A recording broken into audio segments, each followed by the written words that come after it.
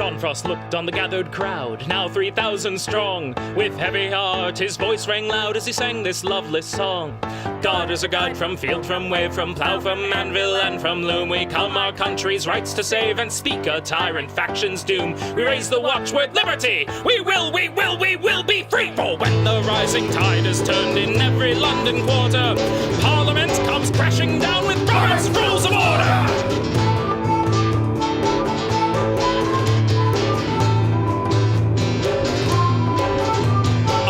And bobbies took an oath to be our nation's warders, swearing that they would enforce Sir Robert's Rules of Order. To Newport rose a million friends who rallied each supporter to join this flood of working men against Robert's Rules of Order. For when the rising tide is turned in every London quarter, Parliament comes crashing down with Robert's Rules of Order.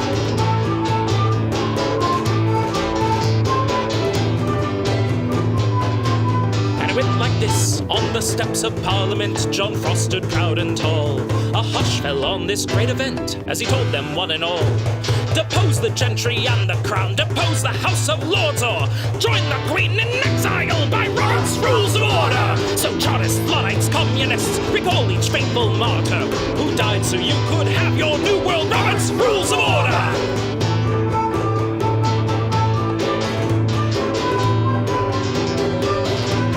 Say it loud, vote your favor, shout it high. All in favor, you say aye. Favor, aye, favor, aye. A mandate of the people's cry. Favor, aye, favor, aye. Let's hear the opposition side. Like a stubborn donkey's bray. All opposed, you say nay. Opposed, opposed. The motion carries anyway.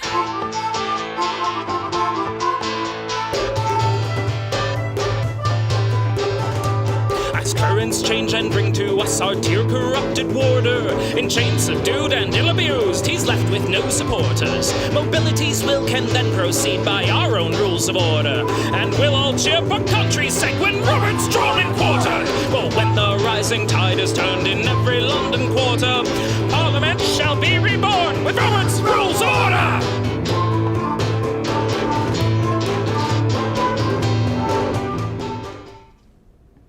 What? I'm just making sure. It's like, what? Hi. What? You want to know something? Okay. All right, here we go. Wista. Because today is July 4th, we must do a tribute to the three presidents who died this day. 3 presidents died today. Yes. Who? Adams, Jefferson, and Monroe. I don't know nothing about stuff like that. You know, what, in the war? No, they died on July 4th. They did? Yes. Oh, well, they didn't all live concurrently. What a dumbass I am. Yes, they did, actually. Well, they did. Not all of them. Yeah, they did. All of them they did? Yeah. Then maybe I'm not a dumbass. Maybe I'm a dumbass for thinking I'm a dumbass. All 3 of them signed the Declaration of Independence. Monroe? Yes. Why did I think Monroe was later? He was the 5th president. So, what were the names again? Jefferson. Okay. Adams. Well, I knew those 2 lived together, but Monroe? And Monroe. I thought Monroe was like way later. No.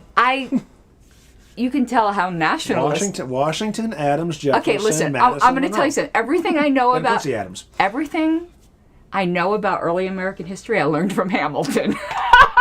Well, that's your first mistake. That is such a good play. That's your first mistake. Not going to throw away my shot. Everything I know about the American Revolution, I learned from Hamilton. Hamilton was a terrible drinker. He couldn't handle his shots. No, but I'm talking about the play. You know anything about the play? No, I refuse to see the play. I didn't see the play. Hamilton is not on my friends list. I did, but the music is great. It's a great musical. Yeah. So Dave Davis says okay, and he's and Mike's saying it's ironically enough, July 4th, 1826, the 50th anniversary of the document they both signed. Interesting. Oh, it's one of those goofy quirks of history. And Monroe was a few years later, but still. But also on the 4th of July. You said? Yeah. Okay. What are you doing with your finger? Scratching an itch. Oh, you're driving me crazy. I have an itchy finger. Insert joke here. I'm just zipping it. We're barely 5 minutes into it. All right, let's see. Okay, so you weren't at the meeting last night. I was not. It was a very good meeting. I was at the Maya balls and dust balls and you were up to your balls crap. And balls. I got it. And mouse crap. The meeting was really good. Okay. JJ was there. Richard Brown was there. And, we got a lot done. And no question. Look, you're so uncurious. I figure it this way. If something blew up, I'd have found out about it later. Nothing blew up. You're watching the NDA discussion, yeah. Which I'm about done with. Not because it's not important and not out of any disrespect to the participants. It's giving me a headache. Sure. They're in the weeds on it, and it's like... And I don't know if you can get out of the weeds on an NDA. It's hard to. It really is. 1831, Wikipedia. 5 years later, yeah. I like Martin's first motion that just basically puts the obligation that unless it's something that's already covered by our... And the more I'm debating it, I'm starting to think none of these motions are correct. Like, I'm beginning to be that the... I know people aren't going to like me for this, but I'm thinking of making it simple and just say that every LNC member needs to sign a statement to the effect of things that are, if you keep doing that, I'm going to murder you. That's what the LNC needs to sign. We will murder Mike Seebeck. At 2 o'clock, yes. Yes, at 2, promptly. I think the LNC just needs to sign something to the fact that things that are disclosed under the categories that qualify for executive session shall stay secret. Bylaws, yeah. Period. That's it. Mm-hmm. Is that let me ask you this. Is that something that... Because I don't think we can keep things secret that aren't covered by those categories. Obviously, it would be something that would go in the policy manual because it's not you can't amend the bylaws or anything like that. It's in the bylaws already. Right. So. But the question is this something that would need to be run past Oliver Hall or whoever the heck is I don't the general think counsel now? Any of them have... Because it's the nature of a legal thing? No, because I don't think Oliver has any say over our bylaws. No, I understand that, but... I would think you would have a little of understanding how to construct an NDA I don't think properly. No, I don't. No, you don't understand what I'm saying. I'm saying get rid of the NDA. Oh, you're saying get rid of it. Okay. Get rid of it and just have it be like an oath of office that things that are covered under the categories that qualify for executive session under the bylaws will be kept confidential. Done. An oath of office to represent the party and follow the bylaws. Yeah. Well, that's a radically beautiful concept. I think that's what I'm going to propose, and that the only thing anyone should ever have to sign an NDA for is the CRM. And we have a CRM NDA that's already been approved by the LNC. That's in the policy manual. Right. This is a separate NDA, and I know I got things disclosed to me. Mm-hmm. I'm leaning around my drink over here so I can read too. Back in 2016 with the Gary Johnson internal secret contract thing, I wouldn't sign the NDA at that time. I remember that. And they still sent it to me because I said, my yes is yes and my no is no. Mm-hmm. I don't need to sign a document. Right. I kind of was taking the Star Child approach. Star Child never would sign the NDA either. But he did get lucked out of things. Not many. People are making and I know it's new LNC members, so again, what I'm saying is not intended to be critical. But they're still feeling it out. Well, something I'm really realizing, and I'm actually enjoying it, is procedurally wise and operationally wise, but more procedurally wise, we have a really green LNC. Like some really basic things, they just don't know how to do yet. Right. So to them, everything is huge, but it turns out after being on the LNC for like 6 years, the NDA never comes up again. It just does. Now watch, when I say this term is going to be the term of the NDA. But in my other time, except for that Gary Johnson thing in which I refused to sign the NDA is a non-issue. It's a non-issue unless you're planning on. Which means some people are going to start kvetching about it and make it not a non-issue. Yeah, but just watch. It's going to happen. I think the next motion, I'm thinking about it. The next motion I think I'm going to make is basically fuck the NDA. Let's just sign an oath of office. Well, we just got demonetized. Well, we would have been anyway. Plus, are we 10 minutes in yet? I don't know. Well, yeah, 10 minutes in, you can cuss. Oh, okay. So you just... I cussed at the 10-minute mark. You're on the edge. I have a good instinct for when I can cuss. This is sangria, so hopefully I don't get as trashed as normal. I'll drink to that. And Richard says, be careful and have Oliver Hall's input. Yeah, but... Okay, Richard, you know I'm going to be going by libertarian principles more than legal principles. And I'm a paralegal. It's just... This has gotten way too complicated. I understand Donovan's concerns. I understand Martin's concerns. I want to just keep it simple. I just want to make sure it's right, whatever it is, just to minimize issues later down the road, especially when the JC is concerned. Well, I'm not talking to you about the JC. No, I know. So, I know. But as a member of that committee, that's my vested interest, to minimize our problems. Yeah. And I'll admit that up front. You guys need to elect a chair. I wrote Rob Latham about that yesterday. We're actually in a holding pattern right now. Yeah, I know potentially why. We have time to get our rules straightened out. But you kind of need a chair because, I don't know, what if a member has a question on how to submit a petition? They just don't know who to write to. You guys need a chair. Even if it's an interim chair, you need a chair. You can't be operating as a committee without a chair. The JC at lp.org email is up and running for everybody. But you need a chair. Yeah. I mean, there's been a little bit of a de facto role at the moment. I've been kind of the one interfacing with you guys, but that's been very minimal. So, but beyond that, I mean, that's not really a chair thing. That's just I just jumped into this role. Well, I hope you guys elect a chair soon. Yeah. I don't know why my hair is all weird, but okay. My part never wants to be straight. Did you get it redyed? No, but I did get it cut. I can see that. I like the cut. I like it off my shoulders. Yeah, but it's like it goes like like right here. Okay, you don't say that to women, Mike. That is just rude. With my hair as uneven No, as it it's because it's not curled right now. But you don't go, oh, you got a shitty haircut. Oh, my God. I'm a guy. We talk about shitty haircuts all the time because we live them. No, I didn't style it, and the part is crooked. That's why, like, the layers aren't falling right. But I'm happy with it. So, fuck you.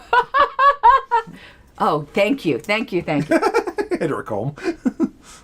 But I can't see here, so let me just stop trying. I can't do it. Fuck it. I don't care. It's good. I can work that too. No, it's good. It's good. I'm fine. All right, let's what's that? Oh no, I don't like those. It's a mirror. I know. I have that up. I don't like it.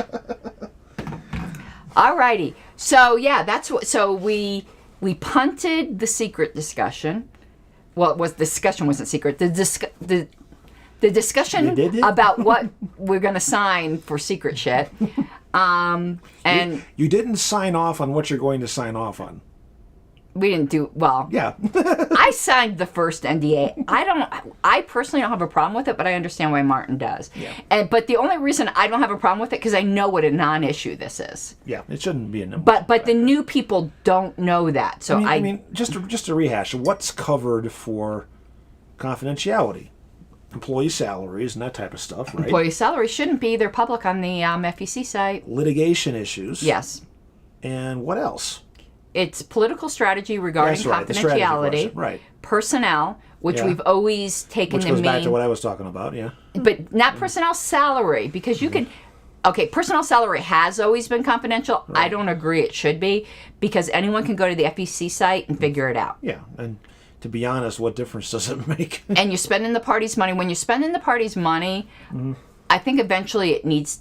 I don't mind having it that the salary gets released after the employee's no longer there. I don't know. We need something where it's not... that, but you can probably extrapolate it pretty easily. You can. Except for the FEC stuff. Plus, there's probably a thing on salary.com about political party employee or some type of category. You like can. that. It takes a little work, but you can figure it out from the FEC. Why make party members do work? Right. If they can find it out anyway, just let them know. Yeah. But we've always taken personnel matters to also mean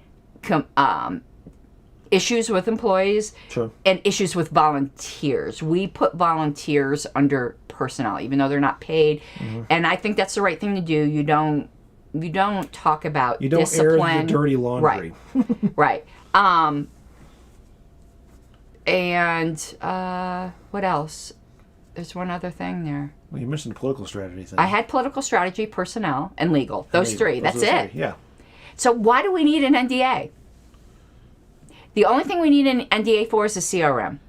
And the CRM is already, we have a separate NDA for I mean, that. if you just did an NDA to say, I acknowledge what the bylaw says to be confidential. Yeah. One sentence, have a nice I'm day. starting a new email thread, I think, on this, and just ending it. The discussion's really getting into the weeds, and Yeah. and everyone has good points. Yeah. It's a good discussion, but it's like, oh boy, this could get bad in a hurry. So we also did my mega motions on minutes. Mega motion on minutes? Yeah, so there was a bunch of minutes that needed to be amended that passed. All the backlog stuff. Yes, a bunch of minutes that needed to be substituted because they were beyond amendment, and that passed. And then a fresh set that needed to be, those all passed.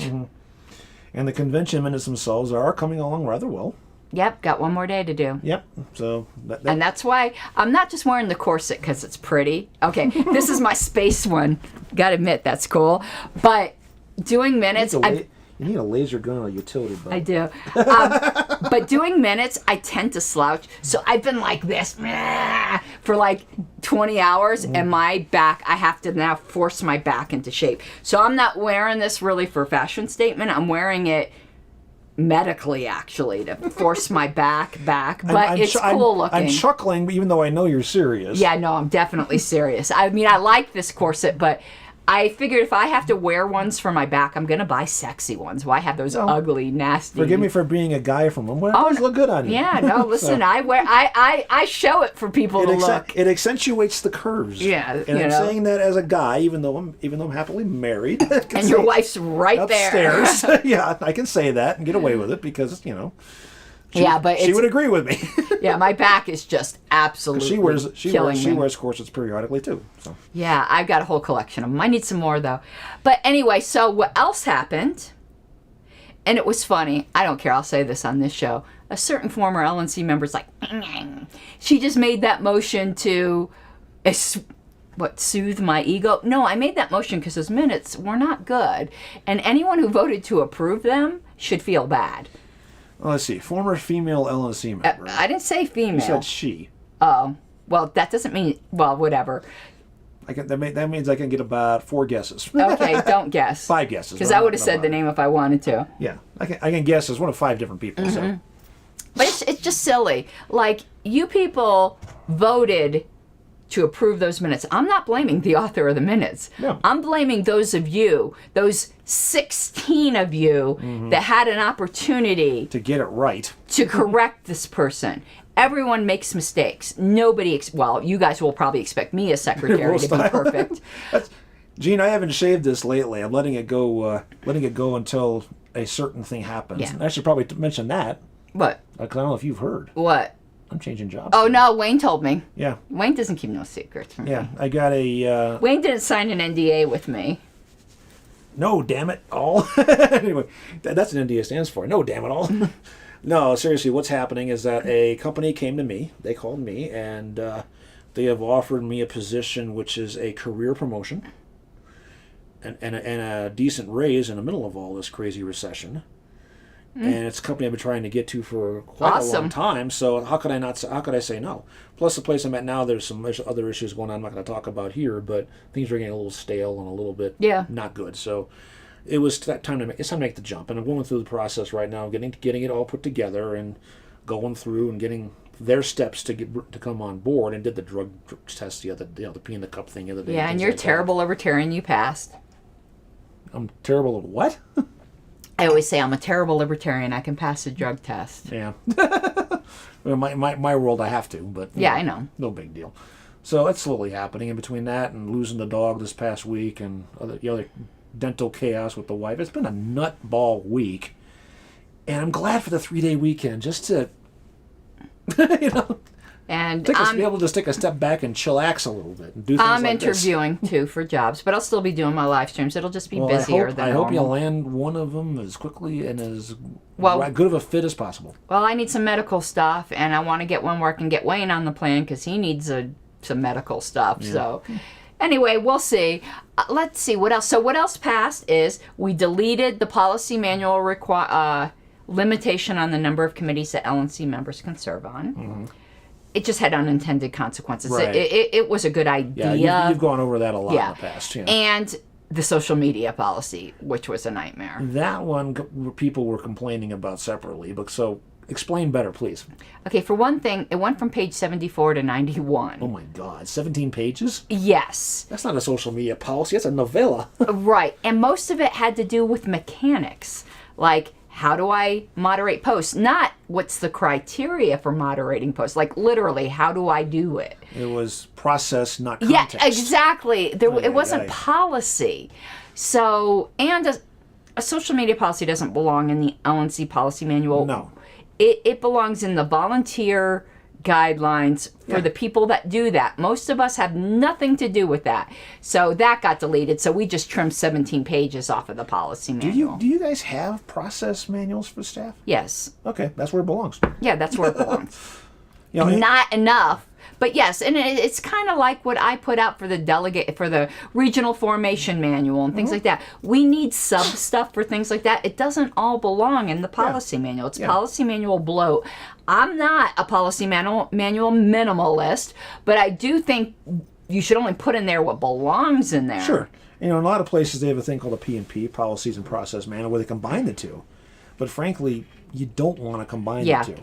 And if anything, the processes should derive from the policy. Oh, I spilled. I have a drinking problem. Yes, you're abusing alcohol. I used to have some tissues here. Oh, well. They're here somewhere. I saw them earlier. I really did. I'm sure this old wood could use a drink. Anyway, yeah, so I know some folks on the LNC every term, as it happens, want to make the policy manual considerably shorter. Yeah. I don't mind making it shorter if it still covers everything. Pulling this off the floor. Yeah, my concern is it can't be that much shorter and still cover everything. But if it can be, great. Who wants a longer document for the sake of a longer document? We had some tissues down there. I think I used them all. I could have sworn the box was just sitting here somewhere. Oh, no, that was last time. I threw that box out last week. I can bring some up. Yeah. But anyway, so we are going to be shortening the policy manual, but some people were saying things like 17 pages. No, that ain't going to happen. No, that doesn't. There's 17 pages and footnotes. Yeah, and notes. When you're building a policies like that, you want to, and you know this, but I'm going to say it anyway, you want to address why you're doing things. Versus the how you do it, which is what's derived down in the actual process itself. I deal with this all the time in software. When we derive requirements down to the point where this is what we're doing to build something, they track back up to a higher level arrangement where it's like, this is why we're doing it, now this is what you're doing. And it's a good way to structure things. And Gene said he watched the meeting and he thought it was good. Everyone thought it was very well ran. There was debate that wasn't nasty. Hey, JJ. Hey, JJ. Yeah, there's debate that wasn't nasty. The votes went quickly. And the one thing that was contentious, we all realized we weren't ready, which was the NDA. We punted it to the email list, so we'll see. Yeah. By the way, I officially declare JJ one of our addicts. Addicts? For Cult of RONR. Oh, okay. He messaged me this morning asking me when we're going on the air. It's been a while, and I said a couple hours. I still haven't broken them down into individual episodes because I got to do these freaking convention minutes. That takes priority. Yeah, the convention minutes I need to get done. And people are wondering, why are you in such a hurry? They're not due to the end of this month. To get them out of the freaking way. Not just that. I posted on the LNC list at 4 o'clock in the morning. I want to get them approved at the in-person meeting. Right. They can't get approved until they've been on the website for 14 days. So that means I need to get them on the website by the 15th. And the next LNC meeting is at the end of the month. Right. So I need to get them on the website by the 15th. That gives that 14-day window for public corrections. and then they can get approved at the LNC meeting. Yeah. I want them up and official and out of there. So that meeting is what day on the 29th or something? No, the 30th. The 30th and the 31st. Okay, so you got the full month to grift for airfare. For what? Airfare. Oh, yeah. God, that's an expensive trip, man. DC, right? For Alexandria, Close enough, yeah. Yeah. But the grifting on this show, super chats are always welcome, is for alcohol and pizza. And other things like stripper poles. Yeah. It's for this show. Yes. You know? And I'm already hungry, believe it or not. But let's get started. What's the first... Okay. When we last left our heroes, whoever they were... What day is it? It starts off with April the 29th. Your odds now. It got flipped guess. back. It got flipped back. So that means you're asking me or I'm asking you? No, you're asking me. Okay. I'm the only one over here. Well, on the YouTube side, yeah. Well, No, Gene's there. Gene's there. This is digging into my pits. That's pitiful. And look, we're not going to do this, but that could really be. Her corset is pitiful. Because this is a real zipper. Yeah, I know. I can tell. I know what a real zipper looks like versus a fake one. I lived in the 80s with Michael Jackson. Well, normally, he specialized in fake zippers. Well, normally, too, the front, and there's a ton of fake zippers on this thing, but normally the corsets have the little eye hooks. Right. You know, because sometimes they have the draw. No, I got a string. It's on the back. Okay. So you zip in. You string in on that, but the front still. This is called the busk. Right. Still needs a way too. Yeah. I know. I've worked with these with Lynn a little bit. So. Yeah. Hey, yes, Skip. Skippy. Yes, Skippy. Okay. What? Oh, this is a broad question. Abroad? I'm abroad. Not like that. Broad. We had boost ratings. Yeah. No, see, the corset boosts things too, but that's not what we're talking about. So JJ said on one of my videos last time he got an ad for small-breasted women. I don't know why that happened. I don't know. I keep getting Facebook ads popping up for all these chat rooms that I look at and go, whatever. This is like the modern version of the old 900 chat lines that used to be on USA Network on Saturday nights with bad movies. Anyway, April 29th. Okay. Which statement is true? A. Whose truth? Incidental motions. Oh, God, no. Have an assigned position in the order of precedence. No, I get that wrong all the time. Well, hang on. Let's get the rest of the choices. That's not true. B. More than one secondary motion may be pending at a time. C. There are 4 classes of secondary motions. Oh, God. Or D. There are 12 ranking motions. And which statement is true? That's the question, yes. B. Yes. Okay, good. Don't overthink it, yes. I was trying not to overthink it. I knew it wasn't A because that screwed me up all the time. Well, the reason is B is simple, because if you can have an amendment to an amendment. But I was trying to consider whether an amendment to the amendment is still considered a secondary motion. I think it is. It is. They're both secondary motions, right. Yeah, that's right, Gene. You sorry. Clunk. I want to get this here because you're ahead of me by 1 point, and that's haunting my nightmare. But you're actually ahead of me by 1 overall, so. No, I'm not. Yeah, when you add them up. Now you got 93, I had 92. Oh, but we're not doing years. Come on. Total accumulation. Oh, no, you're 2 ahead of me. You fucking bastard. I'm going to have to just start and distracting you. You just call my wife a bastard. Oh, okay. I was drinking. Drinking's always more important. Now I'm getting hungry, though. All right, the third... I thought it was cannabis that gave you the munchies.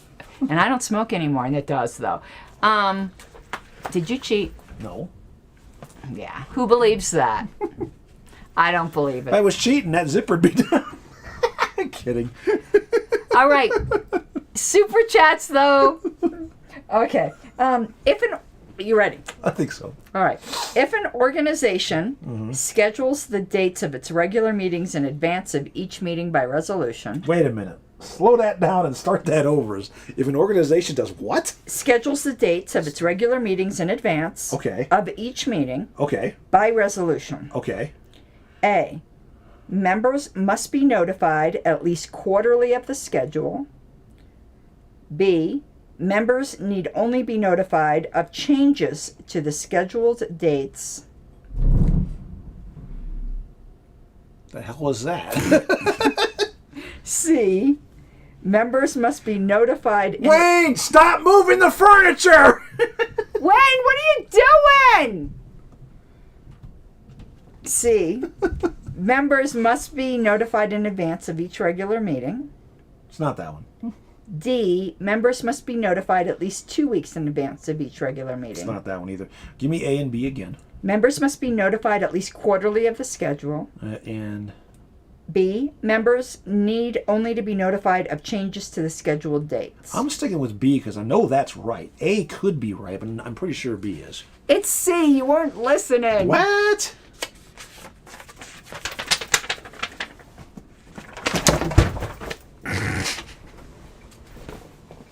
I almost fell off my chair.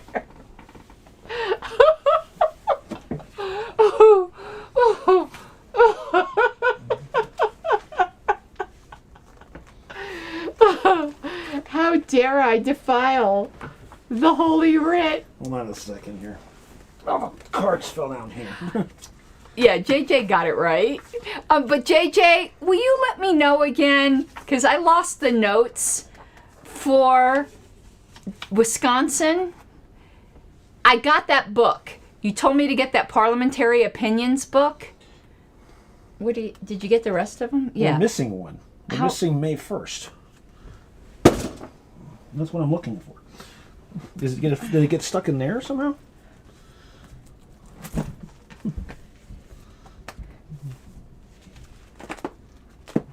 No. Weird. Well. Did it get out of order? No. You're cheating. I'm not cheating. I'm looking at dates, not answers. Hold on, I'll look. But what question was that? Because I lost the notes, and I got to talk to Wisconsin. I got the book, though. Let me look.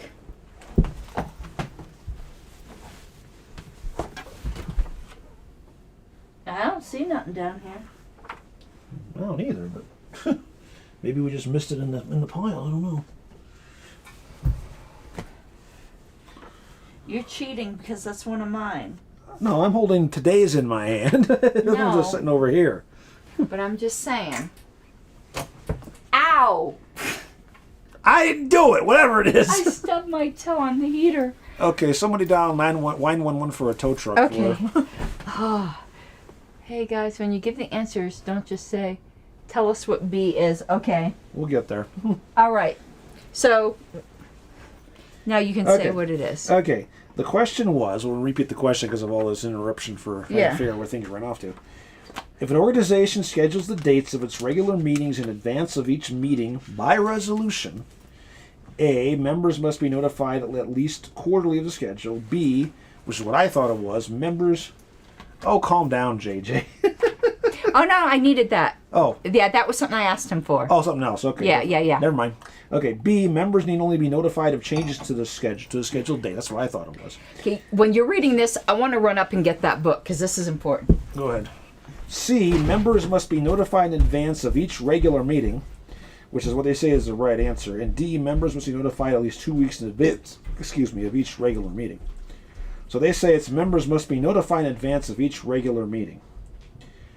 And I don't get that, and I'll tell you why I don't get it.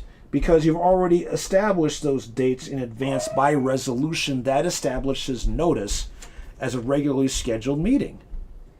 You do need to notify them of changes, absolutely, because if something's out of whack and they're not going to show up for something that's not there or a special meeting needs to happen.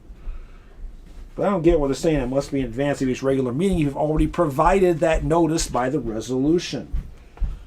So, the reference is section 9, page 89. So, what the heck is that?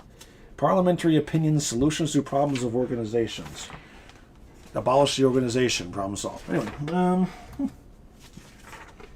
171. How could it be 171? There isn't 171 pages in this book. No, page 127. It's question 171. Oh. Oh, God, okay. Thank you.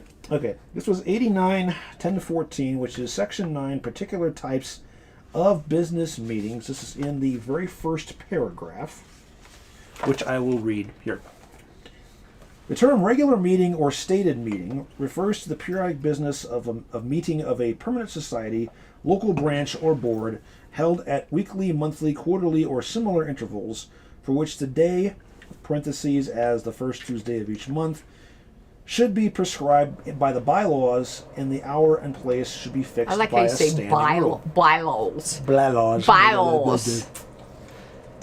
If instead an organization follows the practice of scheduling the dates of all of its regular meetings by resolution, notice must be sent to all members in advance of each regular meeting, and the number of days notice required should be prescribed by the bylaws.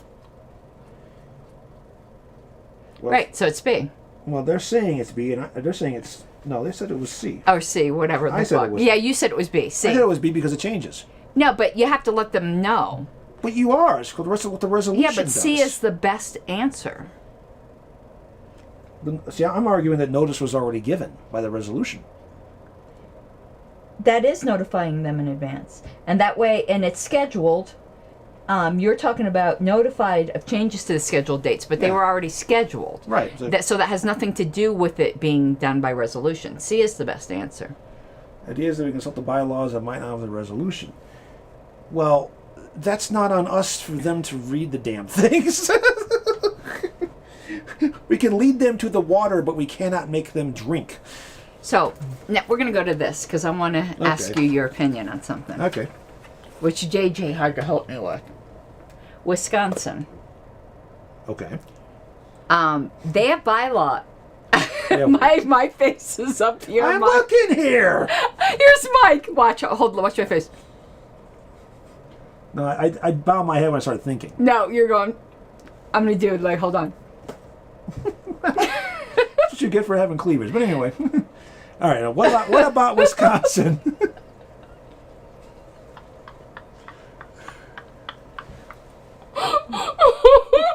Okay, Wisconsin. Not down here.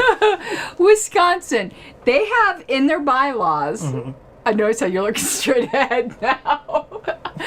Bylaws that can never be amended. What? Yeah, so they have in their bylaws that section whatever can never be amended. Who wrote that abortion manual? I don't know. And most of them are unobjectionable, like we'll never discriminate against somebody based upon, sex, race, whatever. But some of them are things that like refer to committees by name, which committees don't exist anymore. So they're referring to making permanent standing committees because you can't amend the bylaws. Well, they don't. Committees that don't exist in the first place. Right, because they combine combine their bylaws and constitution. Yeah. But some of the unamendable provisions refer to the Constitution and Bylaws Committee. But there's no Constitution anymore. So I talked to JJ about this, and I'm like, I could think of some sneaky ways to get around the unamendable provision. Like, have a definition section at the beginning of the bylaws that say Constitution and Bylaws Committee refers to the Bylaws Committee. But then you're amending the document by adding that. No, but you're amending it early. You're amending a different section. You're not amending. You're only defining. Defining, that's arguable. I would argue that's a substantive change. Well, it is a substantive change, but it's not to that section. So? But I'm just saying. You're saying the whole thing can't be amended? The whole bylaws? No, just that one section. Oh, okay. I misunderstood you then. Let's just pull a section out there. Section 10 can't be amended. Okay. But I think you can put in a new section called definitions that defines the terms that's in Section 10. Which, to be fair, there is an argument for that in bylaws in general. And also, there's a misspelling in one of the unamendable sections between the word, I think, inshore and ensure, which have two different meanings. Everyone knows what's being meant, but that's kind of the thing. Are they meaning ensure as in assure or insure as in to indemnify? Not indemnify. Okay. So that's the problem. So I asked JJ about this. And we came to the conclusion that there's an argument to be made that you can't have a bylaw that's unamendable. No, you can't. I would agree with that instantly. Yeah, you can put a really high threshold, like 7/8 of registered delegates at convention. With a double padlock. Right, but you can't have so he got... No, I would agree with that. You can't have something that's unamendable. That's okay. Now this book doesn't say that; it implies that. So okay, it was 127, 129. Yeah, I got it. Question 171. And this is put out by AIP, not NAP. But okay. So what? Do you read the book title off for people who can't see it? Parliamentary Opinions: Solutions to Problems of Organizations from the American Institute of Parliamentarians. But like some of the authors, like there's the Parliamentarian for the U.S. House of Representatives is one of the authors. Like, so there's big guns who are writing these opinions. So one question number 171 on page 127. What is the status of a bylaw provision which prohibits membership from amending or repealing an item in a society's bylaws? Is it ever wise to adopt such a provision? Well, ladders, no. Right. That, no. Next. But obviously they go further. And then they go on to like cite court law that says these things. So they go into good depth. Yeah, but it's not in Wisconsin's jurisdiction. I think it was in Georgia, but still. So what's the cliff notes of all their summary there? Well, the cliff notes, its safest course is to adopt a new set of bylaws which does not contain the permanent provision, but that requires a revision. Right. So because you're basically it would fall under the classification of a revision, right? Because you can't amend it otherwise. But remember, that's a members, angle. As long as members could submit amendments, you and I know this well, members could submit a revision, which doesn't open it up to the entire scope the way a committee. So what they need to do to fix this is to, and I'm going to say running a yellow light here, is have a member committee, finger quotes on that. Yeah, that's what I told them. To go and propose that change and have everything else in the bylaws be exactly the same except for fixing that one thing. That would qualify as a member revision and it would solve the problem. But you also got everybody to sign off on it at the convention, which could be the hard part. Yeah, so they basically say here... There's always ways, folks. In light of conflicting evidence, it cannot be stated with certainty that a clause prohibiting amendment of a bylaw provision is invalid from the start. However, it is unwise for reasons stated in the 1974 provision. I wouldn't call it unwise, no, it's unwise. Well, it's unwise. I wouldn't call it invalid. I would call it, but it definitely is unwise. It's uncertain whether it's invalid. Yeah. The possibility of litigation if an organization enacts an unalterable bylaw, and then it goes on to talk some more. And the funny thing is, I bet if we took a look through section 56 in here in Roberts, you would not find anything that says bylaw that you can't have a bylaw that's unamendable. But you do have a principle in there that the society should be free to evolve. Correct. That like somebody from the past shouldn't be able to set and cement. Yeah. If your method of notice involves Morse code and carrier pigeons in the internet world, you need to change your bylaw. It's that simple. Right, and the whole thing gets down to use a very simple the example. principle that the dead hand of the past can't control the future. Well, you know what? Tell that to the Supreme Court. You can. Stare decisis, thank you. But stare decisis isn't unamendable. It can still be overturned. It's not the dead hand. But they don't like to do so. They did so in Roe versus Wade. I don't think today at all you can make an argument that precedent's not overturned. No, I'm not saying it shouldn't. I'm saying they defer to it way too much. A rebuttable presumption is not an unalterable presumption, which is what I was talking about. That's fair. Okay, so anyway, interesting. So what's Wisconsin going to do about it? Oh, I don't know. That's going to be up to them. I wanted to get them this. Yeah. But I think what JJ and I discussed is that the chair could make a ruling that it's invalid. It's uncertain, but the body could decide it's invalid and allow amendment. But I think the safest course of action is for a member committee to propose a new set of bylaws, minimally just getting rid of that so that it'll be relatively non-controversial, get that in, and then Does that bylaws committee. Does that bylaw specifically say that it's unamendable? Oh yeah. Okay. And unsuspendable. Like they covered every base. Okay. I don't know what happened to get somebody so like with a bug up their ass that they did that. But that's just crazy. And also, one of the unamendable provisions, you're going to shit your... Here's part of the problem. One of the unamendable provisions is a provision that says bylaws take effect at the end of convention. They cannot pass a bylaw that takes effect immediately. Okay.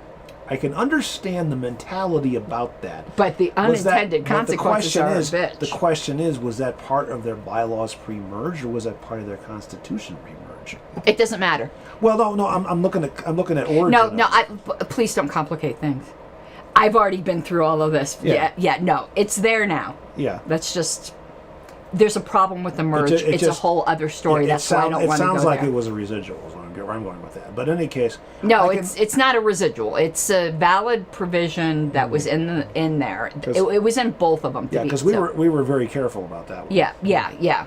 Because the thing of it is that I can understand a mentality behind that, because a bylaw change taking effect immediately, and we discussed this prior to Reno, which is why the motion was to move all the bylaw stuff to the end. But you could always put in a proviso. You can. That's true. But in the absence of one, if you want to minimize the impacts in mid-stride. Yeah, but sometimes you want to amend things. Yeah, sometimes you need to. Right, yeah. So you don't want to make it impossible. Right, no, you don't.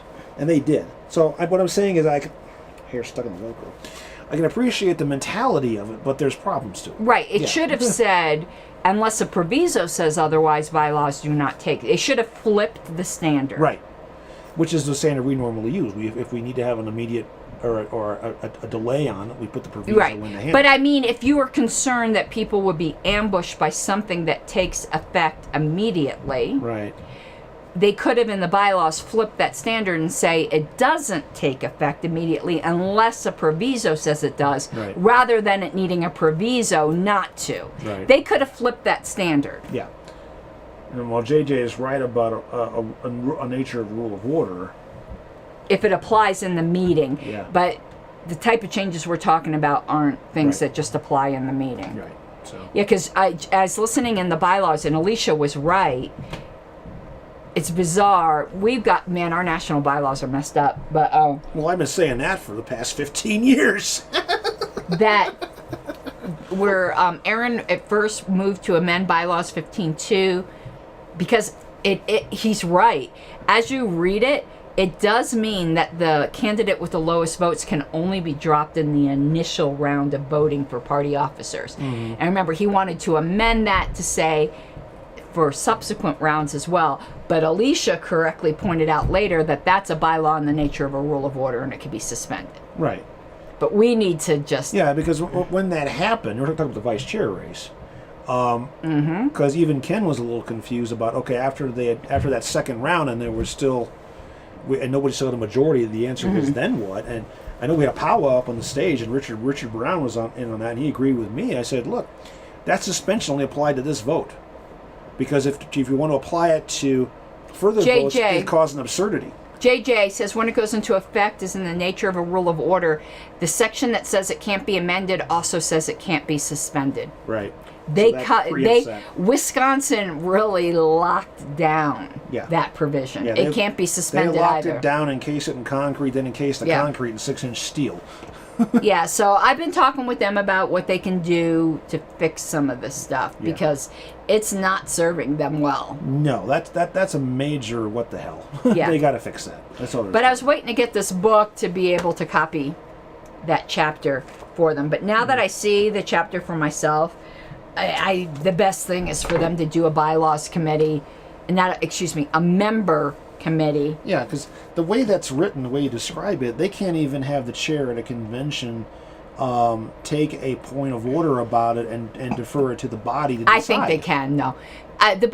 Because that would be the effect of having a suspension of it, wouldn't it? No. It's an interpretation of it.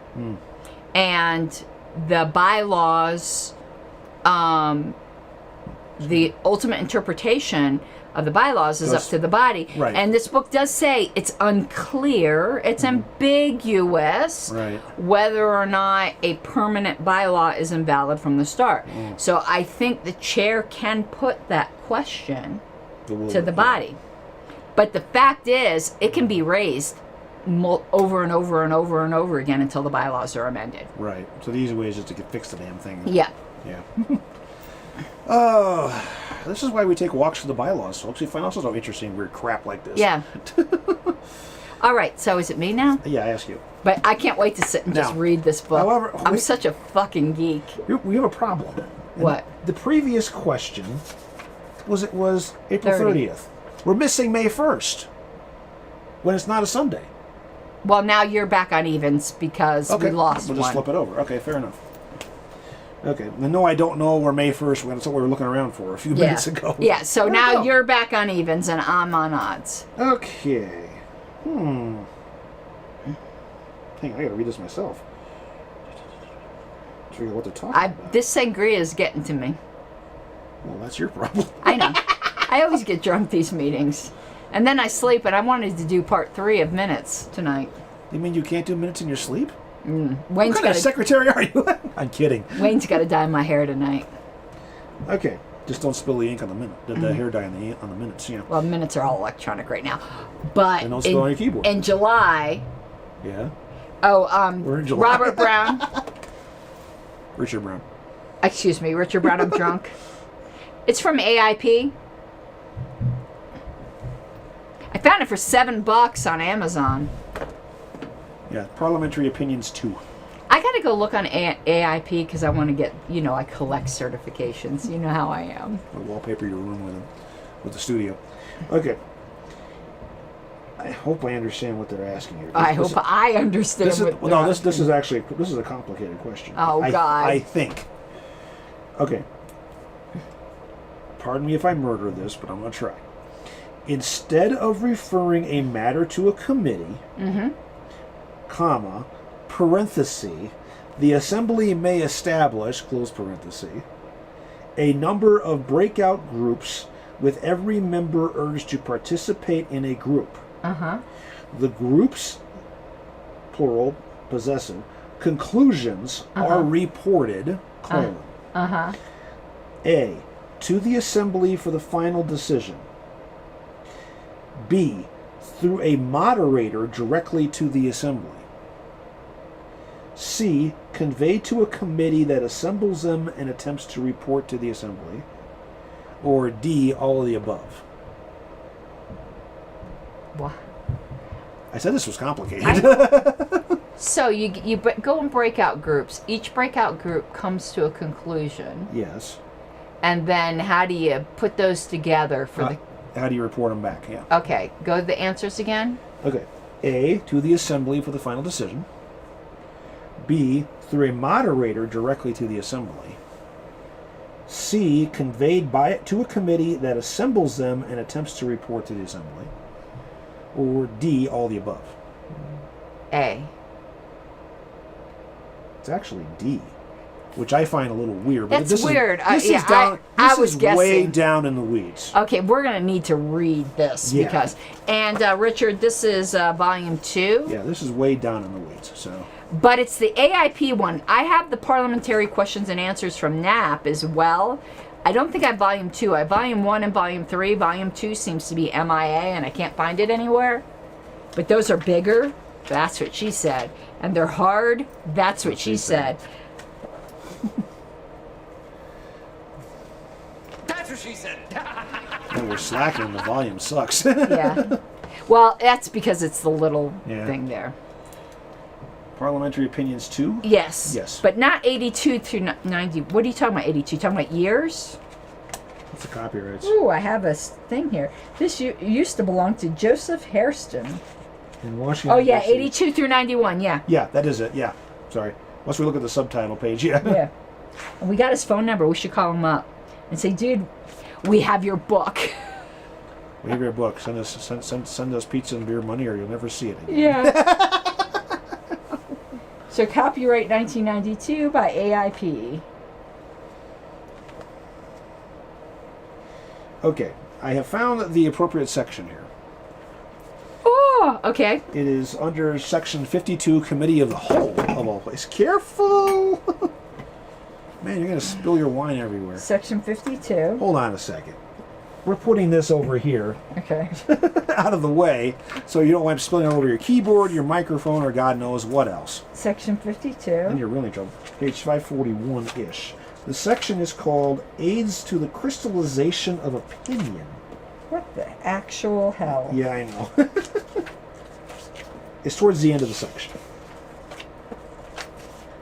Matter of fact, it's the very end Aids of the... to the crystallization of opinion. Okay. Oh my god, okay. I know. Don't ask me what I think about these titles. I just read them. Okay. I'm missing one from NAP 2, he says. Okay. You're probably missing the same one I am, that you just can't get. I've been looking for it forever. I think it's number 2. I have 1 and 3, I believe, and it's those brown volumes that are about that big. That thick. Not me. Anyway. Okay. Let's see. This was lines 35 to 36 and over to the next page. Oh, I'm just going to read this off because this is long. Okay. The more traditional aids to the crystallization of opinion in societies have been, simply, to take a recess or to refer the matter to a committee, often a large committee composed of members representing differing views in society, such as a committee of the whole or one of its alternate forms, informal consideration, quasi-committee, and so on. What? Mike was like, okay. I was getting warm. I'm trying to cool you off. You're hot in here. Is it hot in here or is it just you? It's you. Anyway. Where was I? I got the heater on, but I'm vacillating between having a jacket and not. You're having hot flashes. Basically, yeah. Each breakout group, of which there may be many, is usually kept small. Frequently 10 or 12 persons, that's what she said. And a moderator is appointed for each group. For each group, but it talked about a moderator for everybody. No, actually it doesn't. It just says, Oh. It just says through a moderator directly to the assembly. Okay, see, that's what confused me. I thought it So meant... basically the breakout group moderator is the one who reports it back out. So it's kind of like the informal chair. Yes. And that's what I was thinking. Because that way that was worded made it sound like one moderator. Yeah, I agree with you. That's what I was thinking. Okay. I agree with you. That's a shitty question, but anyway, it doesn't matter. I didn't get it right. Anyway, often the groups meet during a recess or adjournment of the assembly. Sometimes the conclusion reached by the various breakout groups are conveyed to a committee that assembles them and attempts to report a consolidated response. So you can do to the that assembly. too. Well, then, if they have a committee that consolidates it and reports it back, why do you need the breakout groups in the first place? Well, let the committee do all that work, which they were trying to avoid to do in the first place. But the committee is assembling all the opinions rather than the committee coming to an opinion. Yeah, but the original question was instead of referring it to Yeah. committee, and it winds up going there anyway. Anyway. That was the confusing thing. I didn't know any of that. At other times, there's a little more here. At other times, the breakout groups report through their moderators directly to the assemblies after it has been reconvened and the matter under consideration is again pending. These reports are in the nature of debate. Whatever method is used, in the end, the pending measure must be returned to the full assembly for final consideration or normal parliamentary procedure, just as in the case of a referred question reported back by a committee, and the assembly must make the final decision if whatever is to purport, as a whole there, to be a product of the assembly is to be valid as the assembly's act. Oof, that's too complicated. So the whole 9 yards of it is they want to avoid a committee doing this, so they send it to all these breakout groups who do all this stuff, and then they can bring it back, but they can bring it back either directly to the assembly piecemeal, or to a committee. Or to a committee, which they're trying to avoid in the first place, and then reports it back. That's just way too complicated. It is, that's, like I said, that's getting down in the weeds. Yeah. Anyway, though, I didn't get it right, so. Okay. All right, so now this is the stack for me to you. What is that? That's free sample. You ready? Mr. Seebeck? Hold on a second. One moment. I need to get you drunk. I drive. So I can take advantage of you. Ooh, baby. All right, the third. The third. Yeah. In the meeting of the convention. That's a Sunday, isn't it? Oh, it is. Oh, so I get another one. Yay. Yay. Sorry, it was because the first got lost in the pile. Yeah. Okay. Oh, this is nominations. Check my email. Go ahead. You can talk while I'm checking my email. Okay. Strictly speaking, nominations are not necessary, colon, A, when all current officers have agreed to continue serving. Wait, start again. I'm not going to read that email because I'm too drunk to do two things at once. Update index to the 10th edition? Yeah, I don't know what that's talking about. What 10th edition? 10th edition of what? Roberts? Anyway. Strictly speaking, nominations are not necessary, colon, A, when all of the current officers have agreed to continue serving. B, when an election is by ballot or roll call. C, when an organization does not have a nominating committee. Or D, since it is practical to proceed to an election without first making nominations. I don't understand any of that. Start again? You're just missing one. You're missing a button there. Make it make sense. Oh, hold on. Where's make it make sense? I don't know. Right here. Make it make sense. RONR, yes, he says, for the 10th. Oh, why do we care about the 10th? I don't know. That's like ancient. Okay. Okay. Strictly speaking, nominations are not necessary, colon. Okay.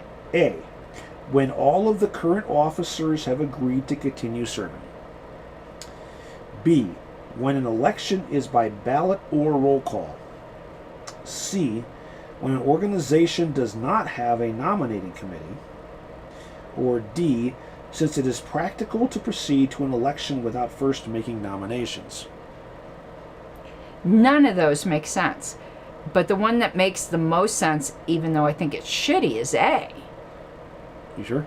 No. Okay. You going to go with that? No. Nominations aren't necessary. It updates P. Oh, okay. The 10th index updates to P to that. P that parliamentary opinions too, I think. Is what I it's don't saying. get what that means, JJ. Okay. Anyway. One thing at a time. One thing at a time. Nominations are not necessary. Yeah. Continue. Okay. A, when all the current officers have agreed to continue serving. Well, if no one else wants to serve, okay, continue. B, when an election is by ballot or roll call. Maybe that's what they mean. C, when an organization does not have a nominating committee. I don't think that has anything to do with that. You wouldn't need. D, since it is practical to proceed to an election without first making nominations. It's not practical, is it?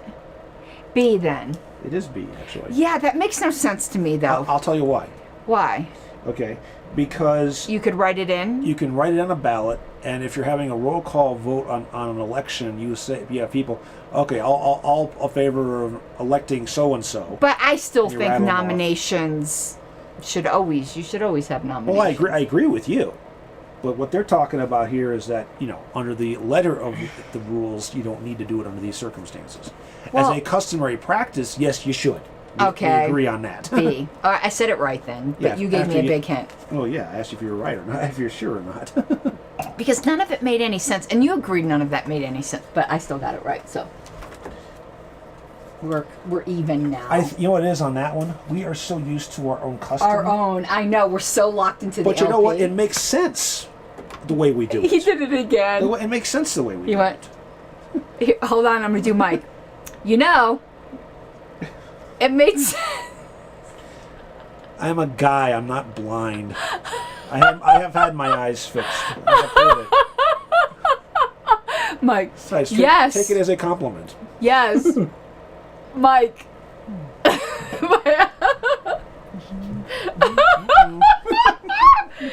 Okay, let's. My eyes are not down here. Oh boy! All right, number 5. Number 5, alive. The call. Well, whatever the 5th of whatever. No, that's a reference to the movie Short Circuit. The call of a meeting is a written notice of its time and place, which Yes, has been adopted at the previous meeting of the organization, maybe. is mailed or distributed to all members in advance, a reasonable time in advance. Possibly. C, serves to notify delegates of their election. No. D is a bylaw requirement. Should be, but I'm going to go with B. It's B. Yeah. So and I'm basing that on the fact that we have a requirement that it be published in a newspaper or general circulation. Okay, this is just a meeting, though, not convention. Yeah. So any meeting. Oh. I was thinking of conventions, but okay. Yeah, no, it's just any meeting. But it needs to be mailed or distributed a reasonable time in advance. There we go. I think that's logical. It is logical. Okay. How are they going to know to show up if they don't know when and where to do it?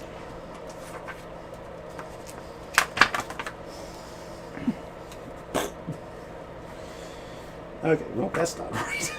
What? Oh, yeah, the back of the back one. That's not right either. There. Man, and I'm the one who's been drinking. I've got my jug of wine. There's an old Victor Borga thing where he's up on the piano and he's got the music up here. Have you been listening to the sea shanty songs? No, I haven't. But he starts playing. Stops. Turns the music over. So you haven't seen that TikTok? Where the guy with the green... I don't do TikTok. Where the guy with the green shirt all of a sudden ends up in the back. Oh, when I've he was seen in the that. front. That's made up on Facebook. Isn't that crazy? It's weird.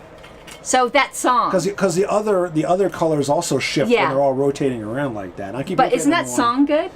Yeah, it's okay. It's a good song. Now that's a sea shanty song. That's what I'm saying.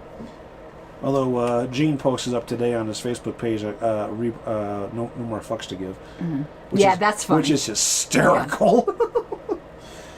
Okay. A motion to strike out a paragraph from one place and insert it into another place. That's what she said. A.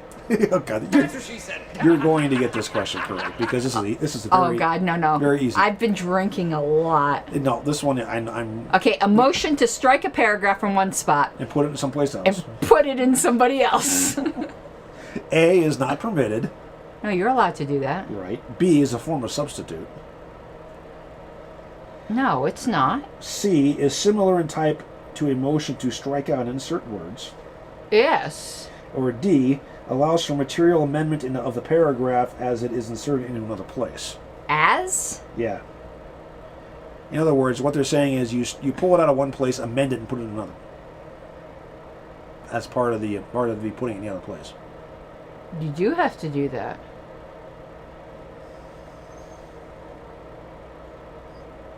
Don't overthink it. Start again. A motion to strike out a paragraph from one place and insert it into another. A is not permitted. No, we know that's wrong. We know that's wrong, yes. B is a form of a substitute. It's not a form of a substitute. You know your substitutes. C is similar in type to a motion to strike out and insert. Yes, it is. D allows for material amendment of the paragraph as it is inserted into another place. It is C. Yes. I said don't overthink I'm still not sure about D, but I knew C was right. No, you can't do D. I can guarantee you. What does D say? Allows you to for material amendment of the paragraph as is inserted into another place. So in other words, if you have a set of words here, and you're pulling it out of here, and you're pulling it over here, you can't change the wording from here to here along the way. Is it saying along the way? That's what it says, as is inserted, yes. Because I'm wondering... We'd have to amend it after the fact. Don't you have to amend it before the fact? That's my question. Let's look this up. Because the rules are way more complicated than people think on amendment. Okay, they really are. This is section... And most people do it wrong, and I don't care. Section 12. Page what? I'm waiting for JJ to... Page 134.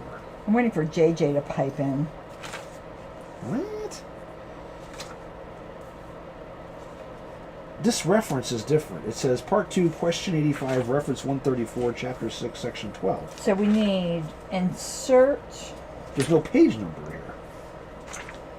This is actually a legitimate... To insert or add words.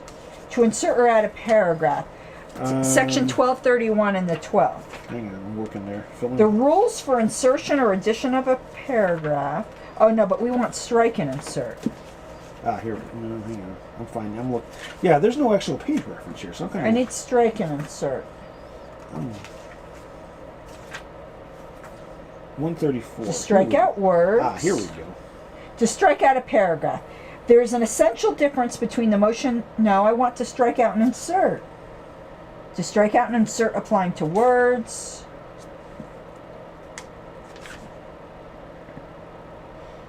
To strike out and insert applying to words. Okay, further rules and explanations is where I think we're looking. I'm looking for it to strike out and insert referring to paragraphs. I can't find that. Okay, here's what I found. I think. It should be under further rules and explanations with forms. No, you're up at the beginning. Right. Yeah, no. Yeah, because I think it's referring to page 134 in here, which is like towards the front. Okay, well, let's go to that, but that's not what I'm looking for. Okay. So we're speculating here, but because it doesn't give a specific chapter and verse, we're just getting close. Where? Under further rules and explanations with classifications forms, as to form. And you've got like first process to insert or to add, second process to strike out. And the strike out and insert, which applies to words. Right, but to strike out a paragraph is 2B. But that says it's a substitute. Right here. Oh, no, that's the strike out. Yeah. Third process, which is a combination. To strike out and insert, which applies to words, and then to substitute.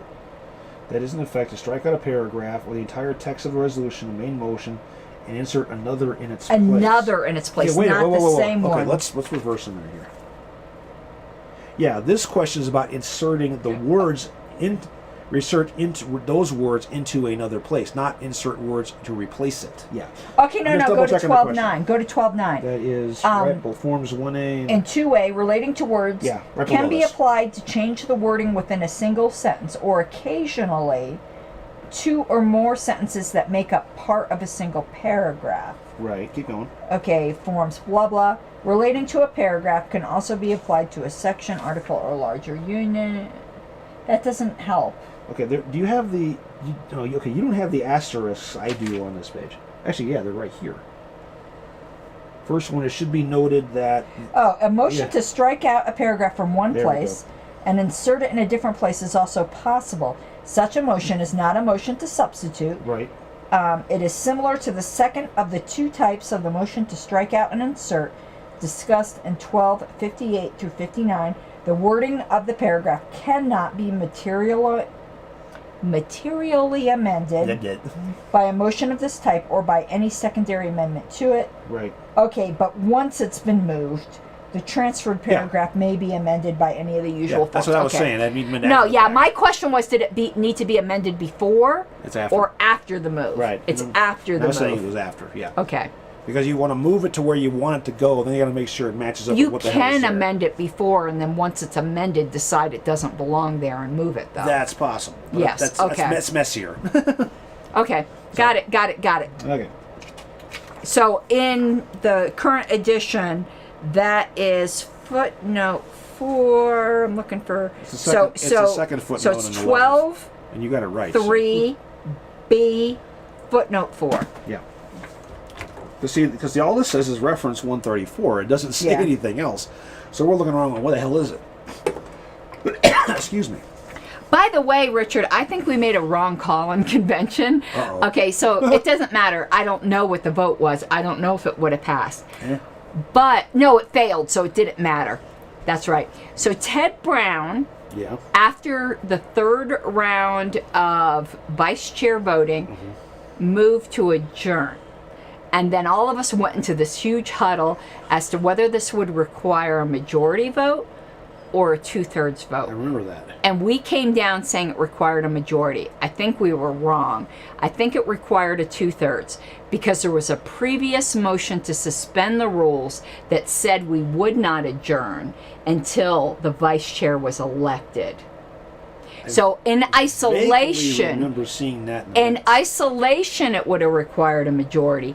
But because there was a previous suspension of the rules that we would not adjourn until a vice chair was election, you have to have the 2/3 to overcome that suspension. Yes. Yeah. So it failed even with a majority. So it's a difference without a distinction. Yeah. It's just academic. And it didn't matter because we eventually wound up. The motion failed, and we wound up finishing. But I think vote anyway. All three of us. It was me, Richard, and John Wilford, I think we were all wrong.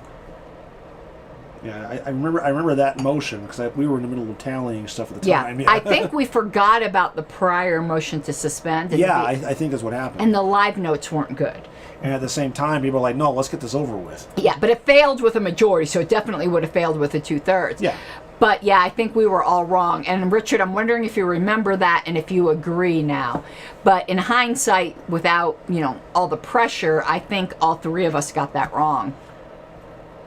No, Okay, so now... I'm being a little weird. I'm being curious. Recess. It's not a recess. It was an adjourn. Oh, wasn't it adjourn? Yeah, recess is when you're staying in the same general area. Oh, that's right. Okay. Let's go to the next tab. This is adjourn. I'm curious. Yeah, but it wasn't just an adjourn. We already made a motion, so it was almost like an amend something previously adopted. I'm not sure. I think it would have been 2/3, though. Because we were under a suspension of the rules. And you would have needed to... So we created a new rule. And making it a motion to adjourn, I think is a red herring. By suspending the rules, we in effect made a new rule for that day that we would not adjourn until a vice chair was elected. To change that is a further suspension of the rules. Yeah, I agree with you. 2/3. Yeah. Okay, so I think we were... I'm interested in what Richard has... You're asking me. No, I just won one. Yeah. I just got that right. Right, now you're asking me the question. I'm a dumbass. Richard says I'm trying to remember. I know I'm only remembering it because I just re-listened to it again to do the minutes. But no, I think you're right because we were under suspension at that point to get that finished, and as a result, we had to get that done. And it would have taken 2/3 to override that to do the adjournment. Yeah. No, I agree with you. Yeah. I think we were confusing ourselves. If you follow the sequence of the vote thresholds, it makes Plus, you got to sense. remember, we were there for 10 hours at that point. Yeah, we were dragging. We were dragging. That was a couple long days. And that was right after that very emotional tiff with Omar Rakira. Uh-huh. So You were out of it too. I was out of it.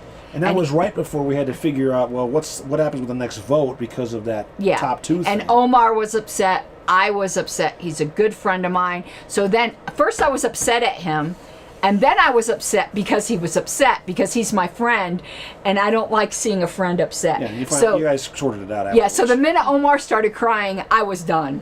Yeah. I was just done. I can't stand seeing a friend cry. But to be fair, you guys sorted it out. Oh, yeah, we did. And everything but I was wrecked. The minute Omar started crying, I was upset. I was wrecked. I know. And right after that was when there was the question of the next vote for the vice chair thing. Yeah. And I actually jumped into the conference with Richard and Ken on that one. No, you were up there too, yeah. But I don't care how right I am. And what is this about national conventions where the chair is no longer able to do it, the vice chair takes over, and it's you, me, and Richard Brown up there? What the is it? It's going to be a trend? Is it going to happen in D.C. or what? Is Josh our next victim? This is my weakness to the superpower. I don't care how right I am. If I'm friends with the person I'm arguing with, the minute they start crying, I'm done. I give up. I just give up. That's not a superpower. That's a weakness. And then to adjourn in advance of the time set requires a majority vote. But I think But we're already under suspension. Yeah, we're already under suspension. I think it doesn't really matter here, but I do think it required 2/3. I think, Richard, if we were not under suspension, you'd be right. Yeah, I understand his argument, though. I could go both ways. Yeah. It's a tricky question. I think we should ask this on the Roberts Forum. Let's see what Mr. Hahnemann has to say. Mr. Hahnemann would say, why were you suspending the rules in the first place? Yeah, he'd be like, what are you, stupid? I love him. All right, here you go. To which the response is, don't make the pink and the tie-dye come into the temple. Okay, are you ready? Pink's already in the temple. Yeah, God, now Richard's making me second guess again. That is a tough question. 234 the 12th? Okay. 234. That is under, if I'm guessing correctly, it's right under the privileged motion parts, except for the following cases. 234. 234? Page 234? The 12th? Yeah. That doesn't make any sense. Let's go back one page. No, this is 234. Yeah, go back one page, please. But he didn't say 234. What's the section header? That's lay on the table. This is point of order. Huh? I think you're in the wrong thing. 234 and 11th is adjourn. Yeah, 234 and 12 is point of order. Well, let's move on. Anyway. Whoops. Okay, are you ready? Obviously, you're not. In advance. You got the dropsies today. In advance. In advance of what? In advance. No, excuse me. Not in advance. In absence. In absence of what? In absence of a quorum. Yes. A quasi-committee of the whole. Uh-huh. Or meeting in informal consideration of a question. Okay. Colon. Cannot fix the time to which to adjourn. Well, duh. B. Can recess. C. Cannot adjourn. No. D. Cannot adopt measures to obtain a quorum. Well, it's definitely not A or D. A was what again? Cannot fix the time to which to They adjourn. can't do that anyway. D was... Can recess. D was can recess? Okay, let's start again. Yeah, please. And Richard does it. It is the 11th, okay. A. In the absence of a quorum, Yeah. a quasi-committee of the whole, or a meeting in informal consideration of a question. Okay. A. Cannot fix the time to which to adjourn. Which they can't do. So you're saying that's correct. No, I'm saying they can't do A. Well, and that's what A says. Cannot fix the time to which to adjourn. Okay, keep going. B. Can recess. They can recess their committee, but they can't recess the main body because there's no quorum in the first place. Okay, keep going. C. Cannot adjourn. It's ditto. What? What's D? Okay, you're not making any sense. Let's start over. The question is what they can do or what they can't do. It doesn't say either. It depends upon what it says in the subparts. Oh, God. In the absence of a quorum. So there's no quorum. There's no quorum, You have a quasi-committee of the whole. which is separate from the main body by definition. Or it's not. Okay, I'm going to give you some clues here. What? A quasi-committee of the whole Yes. is the same as a committee of the whole. Right. Except you don't elect a different chair. Right. But that is not the same as the full body. But it's the same members. Yeah. Okay, just saying. But because it's a committee and not the body itself. Okay, now let me continue. So in the absence of a quorum, you Right. don't have a quorum. Right. You have either a quasi-committee of the whole Yeah. or a meeting in informal consideration of the question. Okay. A. They cannot fix the time to which to adjourn. No, they cannot. Keep going. So you're saying A is true. Yes. Keep going. B. They can recess. Recess what? Their own committee? It just says consideration, or recess. what? Yeah, that's badly written. See? Cannot adjourn. There's no quorum to adjourn in the first place. D? Cannot adopt measures to obtain a quorum. No, they can't. So it's A. I'm going with A. It's B. What? They can recess. Recess what? Themselves? Or Yes. the whole... Okay, they can fix the time to which to adjourn. That's one of the things you can do in the absence of a quorum. They can adjourn. That's one of the things you can do in the absence of a quorum. They can adopt measures to obtain a quorum. That's one of the things you can do in the absence of a quorum. No. Yes, you can. Those are the three things you can do in the absence of a I quorum. disagree with that, and I'll Well- tell you why. Well, we're going to How go are- look at Roberts. How are you going to establish a vote to adjourn if you don't have a quorum in the first place? That's just, it's an exception. It's one of the things that's an exception. So let's go here. It's way in the back. There's certain Section things you 40. can do in absence of a quorum. You can do measures to obtain a quorum. You can fix the time to which to adjourn, hoping that there's a quorum in the future. You can recess, or you can adjourn. They're calling this under Section 40, which is quorum. 348, which... There's limited things you can do without a quorum.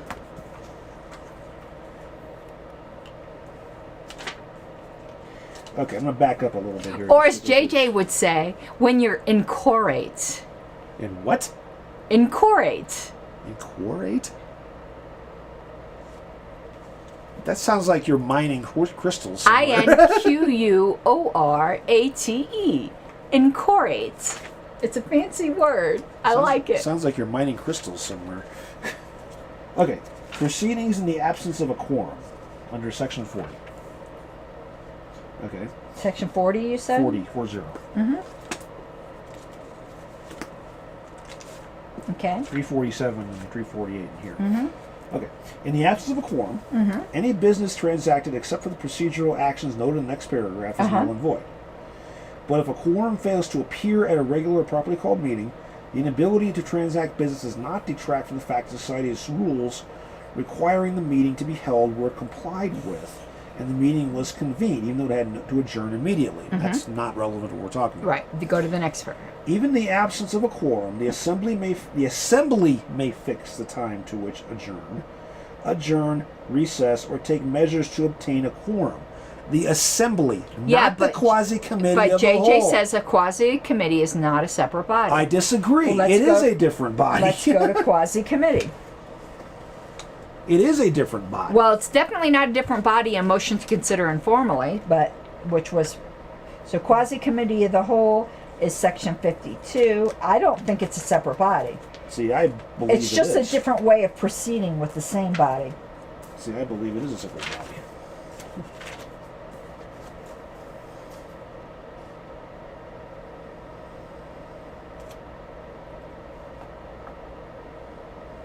Okay. It's the assembly acting, so it is the same assembly. Okay, hang on. There's three bullets on page 530 in section 52. Okay. The committee of the whole results vote taken not final decisions of the assembly. That establishes recommendations which the assembly is given an opportunity to consider further, and which it votes on final and regular rules. Right. Makes sense. The quasi-committee of the whole, which is convenient meetings of medium size, results taken are reported to the assembly for final consideration under the regular rules, just as with a committee of the whole, but in this case the presiding officer of the assembly remains in the chair and presides. So that's treating it as a separate committee. I'm reading it right off here. Informal consideration, which is suited to small meetings, simply removes the normal limitation on times members can speak in debate, as stated in the first paragraph of the section. But it's still the assembly acting. The regular presiding officer remains in the chair. Results of the votes taken during informal consideration are decisions of the assembly which are not voted on again. See, here's the problem, okay? Informal consideration, they're claiming that the votes taken are the decisions of the assembly, but that the informal consideration is the exact same as a quasi-committee of the whole, except that the regular presiding officer remains in the chair. But in the very previous comment, it says that the quasi-committee of the whole votes are then retaken up by the full assembly for further deliberation. You can't have it both ways. That's the problem. Because if the motions done by a quasi-committee of the whole or a committee of the whole are to be taken up for further consideration by the main assembly, then that further consideration has to be a motion to reconsider something previously adopted, which is not the case. They're considered main motions.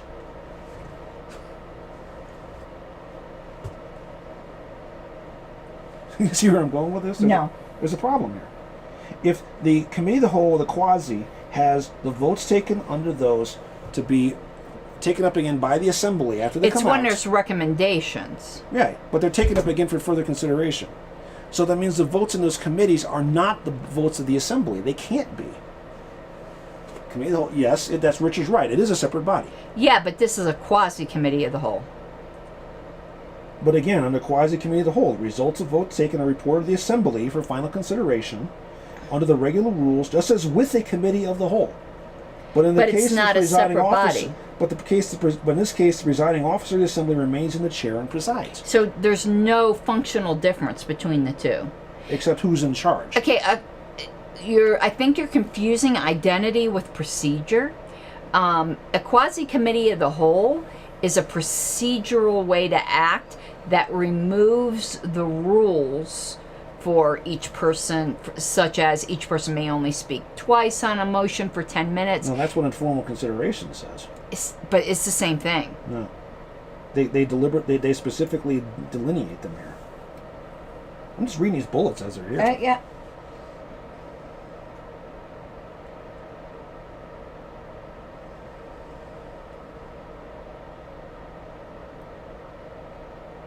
Okay, let me go. I see that, but let me go.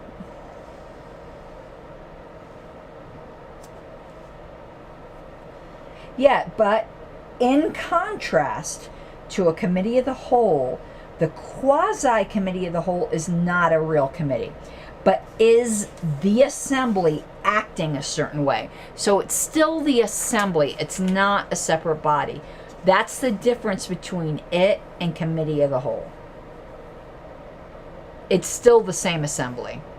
Then why is there having to reconsideration of the regular rules for the main assembly for any things that come out of the quasi-committee of the whole? But then I'd say, why have a quasi-committee of the whole? And so 5219 is what. Yeah, that's what I just read, JJ. A simpler version. What's the title of that piece? Just for a quasi-committee of the whole, consideration as if in committee of the whole. A somewhat simpler version of the committee of the whole, in effect, is the procedure of consideration in quasi-committee of the whole, which is convenient in assemblies of medium size. In contrast to a committee of the whole, the quasi-committee of the whole is not a real committee, but is the assembly acting as if it's a committee of the whole. So what we have here is we have a contradiction in two parts of Roberts. No, I don't think it's a contradiction. Then in that case, then any type... Because you're talking about a procedure rather than an identity, and you're treating it as an identity. The identity dictates the procedure. Not always. In this case, it does. No, in this case, it doesn't. It's an exception. The quasi-committee of the whole, they act as if they're a committee of the whole, but they're really not a separate body. They're getting all the advantages of committee of the whole, but they're still the same assembly. In that case, then, when any recommendations that come out of that committee, that quasi-committee of the whole, are not retaken up. No, they're retaken up under the procedures of their regular assembly. It's all just procedural and not identity. In that case, then, what they'd be taking up a second time would have to be motion of reconsideration of previously adopted. No, it's not anything previously adopted because the quasi-committee makes a recommendation, not an adoption. Well, you're saying that you're saying that the body is doing that. Because they're the same thing. thing. It's not an actual committee. They're acting as if they're a committee. In that case, I'm continuing reading. If they're not a committee, but then they have to be the main assembly. I'm going and reading further. Yeah.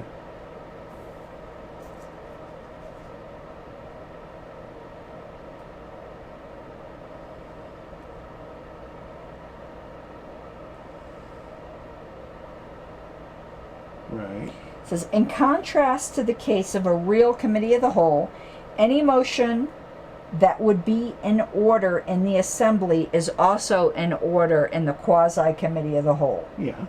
So, if the assembly was able to move to fix the time to which to adjourn, the quasi-committee of the whole can also fix the time to which to adjourn. But then it also can be but then the main assembly has to be able to has the authority to go back over that after it comes out of that, assuming they have a quorum. But they don't have a quorum. This is one of the exceptions of the things that you can do in absence of a quorum. So if you don't have the assembly is allowed to fix the time to which to adjourn, the quasi-committee can also fix the time to which to adjourn, since the quasi-committee can do anything that the assembly can do. But the assembly doesn't have a quorum. But that's one How of can the the quasi-committee have a quorum? They don't, but it's... Then they can't vote it. Yes, they can, because it's one of the exceptions of things that can be done in the absence of a quorum. Go back to the section we originally started with. There are certain things that can be done in the absence of a quorum. You can recess, you can fix the time to which to adjourn, you can adjourn, and you can take measures in order to obtain a quorum. Those are the 4 exceptions of things you can do in an inquorate meeting. I think they're doing it wrong, but it is what it is. I understand what you're saying. I think that they're trying to split. JJ and Richard, tell me if I explained that right, sister. First time I've ever explained that in my life. They're trying to have the best of all worlds, and they're getting all of it wrong. No, I don't think so. You got to be. How was the quasi-committee of the whole constituted? What do you mean? You got to go into it at some point, right? It's just a procedure. How is that procedure done? You just agree to it. How is it agreed on? By the assembly. Who doesn't have a quorum? But you're allowed to do that in the absence of a quorum. They need a vote for that. What if there's objection? But what they're moving to consider, no, because what they're moving to consider in quasi-committee of the whole is something that's allowed to be done in quorate. They're only allowed to consider those 4 motions. They can only recess, adjourn, fix the time to which to adjourn, or procedure actions to obtain a But quorum. how did they get to the quasi-committee in the first place? Because they're allowed to consider those items. That's not what they're allowed to do. What I'm asking, how did they get into that committee? But back a step. Yeah, no, I understand back a step, but it's just the procedure to do something you're allowed to do. I don't see any point A into motion for consideration, quasi-committee in the whole is made to form like this. I move that the resolution be considered in a quasi-committee of the whole. That's by the assembly. It's just a procedure. It's just like saying you can't vote without a quorum, though. That's what I'm telling you. You can for things that you're allowed to vote for without a quorum. If they move to go into quasi-committee of the whole to consider repainting the building, that would be improper because the ultimate goal is improper. But you're just talking about the procedure to do something they're allowed to do.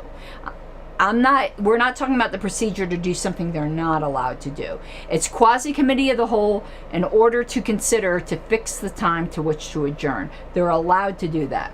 It's just like saying we could do it without objection. You're just talking about procedure. Yeah.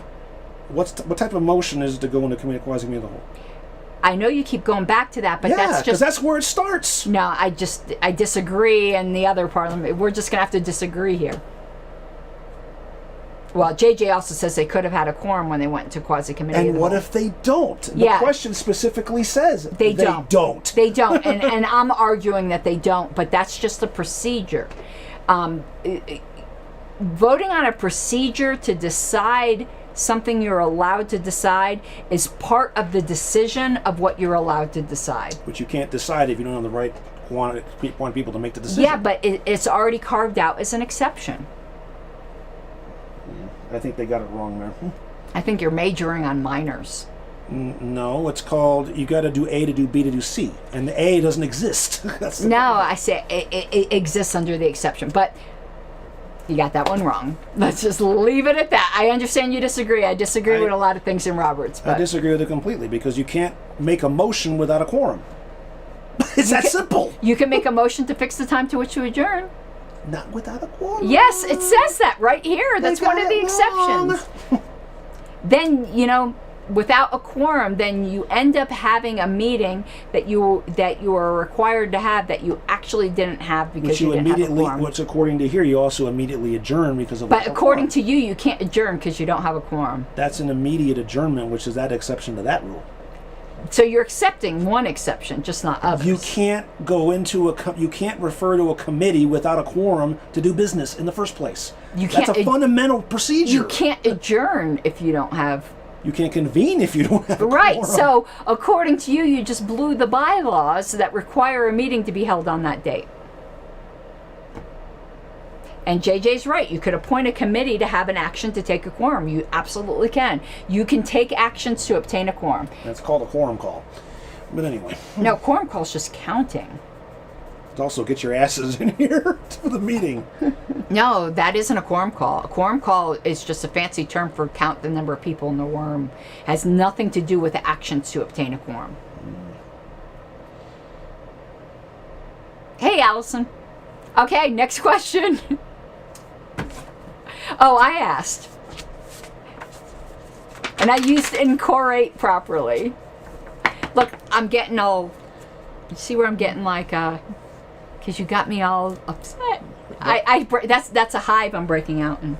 And a hive, or you're just rubbing it too much? No. I break out in rashes in debate. I don't like debating. I don't like... Look how red I'm getting. I don't like confrontation. I know people think I love it. I break out in hives and rashes. I'm not trying to be confrontational. I just think that the way they're doing it. No, I'm not saying it's you. It's me. People think I'm a very confrontational person, but I don't. That is exactly what happens. I'm starting to get really itchy. I don't like confrontation at all. Call the house, says JJ. Yeah, that's when you can arrest people. Call the house says, get your ass in here. That's when you can go out and arrest people. I wonder how long it's going to take for that rash to go away. You put rubbing in, it'll help. No, it's not. I'm telling you, it's not that. Anyway. And some quatch says she gets those too. All right. Since we're on the subject of fixing times of adjournment, here's the next question. Okay. The motion to fix the time to which to adjourn. A, adjourns this meeting. B, establishes the time for an adjourned meeting. B. C, sets the time for an adjournment of the meeting. Or D is the same motion as to fix the time. What? D is the same motion as to fix the time at which to adjourn. What? So, hang on, let me reread that. Yeah. Let me reread that because that last one doesn't make any sense. The last one repeated the That first. sounds like a tautology there. Yeah. Okay. This circle goes round and round. Okay. I'm just going to read the question with D alone, okay? No, Now tell me if this makes sense.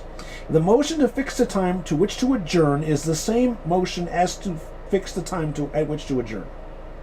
That makes no fucking sense. And at versus to. But that doesn't make any How sense. round is thy circle? Oblate spheroid. Anyway. I think it's B, but go on. Okay. Let me go back to reread the question. The motion to fix the time to which to adjourn. A, adjourns this meeting. No. B, establishes the time for an adjourned meeting. Yes. C, sets the time for the adjournment of this meeting. No. D is the same motion as to fix the time at which to No, adjourn. no. It's B. It is B. At which to adjourn is what Versus time to we're which to going to adjourn. dissolve. Right. B is it's basically continuing the same meeting. Yeah, it is B. Yes. And I'll tell you what the problem We fucked this up before. Yeah, and I'll tell you why it's fucked up. Because the idea of the time to which to adjourn. Yeah. It should be a fixed time to which to reconvene. Yeah, but that's I know. You and I, we had to learn this, and this was a Yes. couple of years ago. But Because yeah, the no, wording is got it. totally jacked on that, because you're not fixing a time to which you're adjourning. Yeah. You're fixing time which you're restarting. Yeah, adjourn is very equivocal in Roberts, and and that It's really, an overloaded, abused word. yeah, that Simple terms. they need different terminology. I've just grown to accept it. Yeah. At versus to Two is the key. versus the one and Yeah, B. see, that's one thing I don't like about Roberts is this arcana that creates the priesthood, Yeah. where you have so much writing on the words at or to. It's like with what I've become an unfortunate expert in, the removal of officers, whether or not your terms of office say and until or until. Nothing should ride. The proof of it is words do matter. But nothing should ride on such small words. I agree. That is what creates the priesthood, and that is what makes people fucking hate Roberts. Yeah, because the time at which to adjourn, just to differentiate here, indicates when you're stopping this meeting. Yeah. It needs to be, the terminology versus needs to be, the time to which to adjourn Yeah. is actually the which time to reconvene for the next meeting. yeah. And some squatch said, yeah. The language needs to be modernized to be accessible And they to your average and in doing so, person. they Oh, can God. simplify it down a lot. I'm getting so itchy. It is a hive. I'm breaking out in hives. You made me break out in hives, Mike. I can make a very Yes. bad joke. Technical but- point, Richard says an adjourned meeting is a separate meeting of this. Yes, Yes, but they that's could true. call That's it true. a reconvened meeting or something with a new terminology. The word adjourn carries It's the wrong word for the situation. yeah, it carries way too much weight. It's confusing to the average person. Yeah. And my goal is to make the And rules. we went around on this years ago Yeah, we because did. it was confusing as hell. Yeah. Because why are we fixing a time to adjourn? And when we're I actually only knew it reconvening? because I started studying for an exam. Yeah. But we need to stop using this terminology that's confusing to the average person. If we want Robert's rules to be embraced, it needs to be accessible and not with these weird exceptions, you know? I don't like the priesthood of knowledge, even though I'm like a member of it now. You don't like the stovepipe. Oh God, I'm breaking. You made me break out in hives.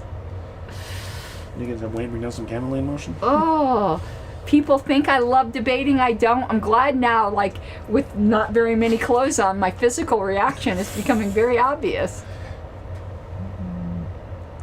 That's what she said. Not many clothes on. It's the new X-rated version of the temple. But But yeah, it actually is B. It establishes a time for an adjourned meeting. Did I gave myself the point already? Yeah, you did. Okay. You did. So, I think you did. Yeah, I did. Yeah. Yeah, because adjourns the meeting and definitely is not the right answer. But that's one of the priesthood things I don't like. All right, so I ask you now? Yes. And then I'm going to have to go pee after this. TMI. Everybody pees sometime. Where's my glasses? I don't know. You can just leave it. I got plenty of... No, I don't. Got it. Oh my God, I've only got this much wine left. How much was it going to start with? That much? Well, not at the beginning of this meeting. I've been drinking since Happy Hour Friday. Oh, this is fun. It's always happy hour somewhere. Anyway. This is fun. Yes. A member who uses disorderly words in an assembly Well, that's subjective. can be removed by A, an order of the chair, Yes. B, a vote of the assembly, Yes. C, a vote of the assembly after trial, Maybe. D, a suspension of membership only. No. Definitely not D. What was C again? Vote of the assembly after trial. That would be crazy. High priest on about the separate. Yeah, well, that part we actually spent a good amount of time, Richard, going over sessions versus. Yeah, meetings. Alicia Matson was like such a. I'm trying to say a good word, but like in a bad way, like because I appreciate it, like anal retentive on the difference between session and meeting. Alicia Matson drilled that into me. She was a drill sergeant on it. I mean, she was great. Yeah. And in our case, we went over it quite a bit, and to me, it makes perfect sense. But yeah, I got that drilled into me by Alicia Matson. Because I remember arguing that with the other bylaws and there's committee a about big, like, it's important. But anyway, it is. Because I remember they kept trying to change the words meeting and session in our bylaws, and I said, no, you ain't doing that. Yep. Yeah, they don't understand the difference. Right. Okay, so you ready back here? Okay. JJ's commenting on YouTube, Richard. Yeah. What's those? Hey, that's weird. Yeah, I don't know why y'all aren't seeing each other. I gotta pee. Okay, we'll get the question again real fast. I know it's not the last one, so give me. And we're on Saturday, so when I go pee, you could talk about Sunday. Okay. A member who used disorderly words in an assembly can be removed by A, an order of the chair. Hopefully not. Yeah. B. B, vote of. Oh, there's two separate streams. Oh. We have the Pink Flame of Liberty stream. And we have the Cult of RONR stream. Aha! That's where we're getting the comments crisscrossed. The Pink Flame of Liberty stream is where you can give super chats to buy us booze. Hint, hint. The Cult of RONR... Hint, hint. She's going dry over here. Yeah, the Cult of RONR doesn't have yet enough subscribers to have its own monetization. But please, listen... I forget that you got to remind me this. Subscribe over at Cult of RONR because we're trying to get up to 1,000 subscribers, and once we have 1,000 subscribers, we won't simulcast. The only reason we simulcast on Pink Flame of Liberty is because we want super chats, and we're not qualified for that yet over on Cult of RONR. Please subscribe at Cult of RONR. Anyway. So, C, vote of assembly after trial. You already eliminated D, which is suspension of membership only. Right, and suspension after trial sounds weird, so eliminate C. So that leaves A and B. A was by the chair, and B was by... the assembly. I'm going to go by the assembly. That's correct. Yeah. And I don't think we need to... the chair just can't unilaterally throw someone out. No, that would be massively ripe for abuse. Yeah. Okay, here, you have Sunday. Okay. And then you'll get another question to catch up with Sunday. me. I will. And then I got to go... empty la blada. And put a little lotion on that. No, I don't have that here. Oh, but it's so itchy. But let me finish this first. I'll be right back. Yeah, Richard, I think JJ may be on the pink flame side. Yeah. Okay, I'll be right back. Okay. And now I'm getting cold again. You have a heater right there. I Two know. heaters right there.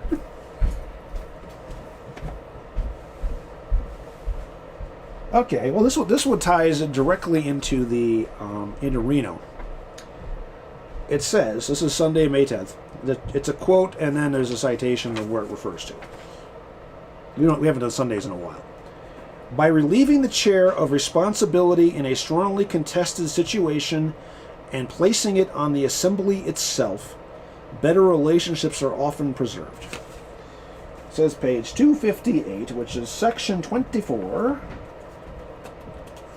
which is back here somewhere.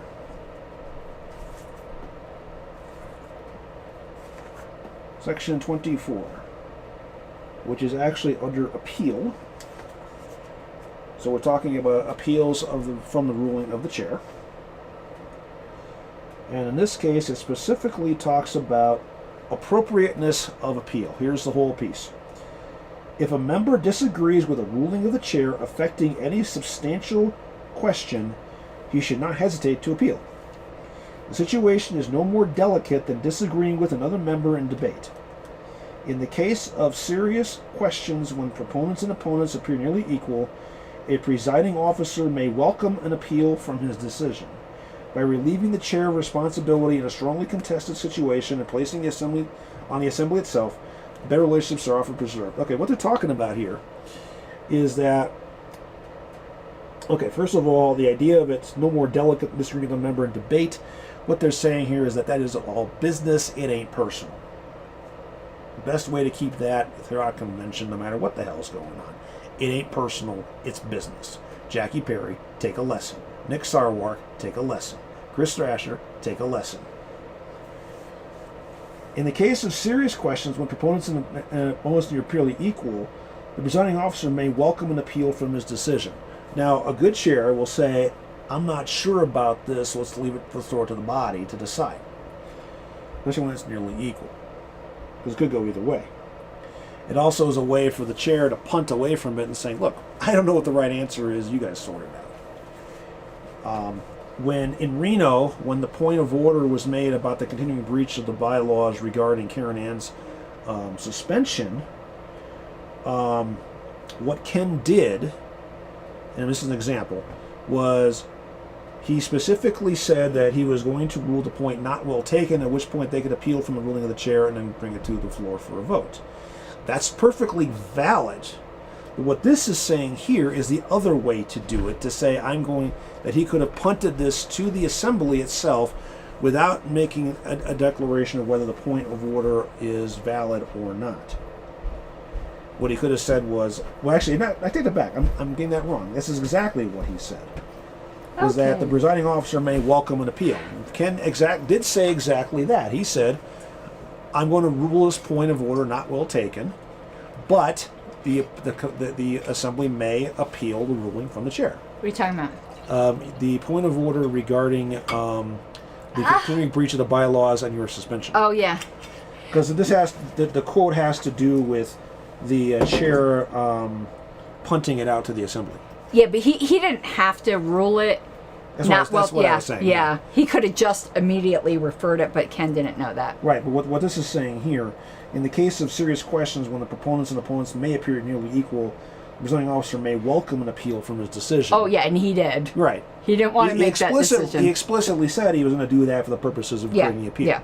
Which he can do. But he didn't even have to rule. He could have just said, I'm unclear. Right, but this is referring to what he did. Yeah, so. yeah. I'm just using that as a contextual example. So. And by the way, so I did some research. Uh-oh. So because of that voiding, even though the LNC refused to accept it, I'm in my uninterrupted third term. Okay. I think, now I'm trying to remember. Sure, because the point of order was a continuing breach of the bylaws, so that got voided out, so it's like it never happened in the first place. So like it never happened. Right. So I'm on my uninterrupted third term. Yeah. I think, if I'm remembering correctly now, I did the research. I think I'm There has been a 4-term secretary, but I think I'm the only other. It wasn't Sullentrop, was it? Yes. Okay. That was a guess. He served for 4 terms. Yeah. I'm the only. So you got really cranky at the end. I'm the only uninterrupted 3-term secretary. Alicia served 3 terms, but they weren't uninterrupted. They weren't consecutive, yeah. Right, they weren't consecutive. She was elected, then defeated, then took over midterm from, I think, Ruth Bennett. Okay. Who defeated her because something happened. Ruth got sick or something like that. Yeah, that was back in the... 2014, I think. Was it 2014? I'm not sure, but here's what's weird, and I want people who were around then to let me know. I think Elpedia is wrong, because I know Ruth Bennett beat Alicia. Isn't that correct? I think so.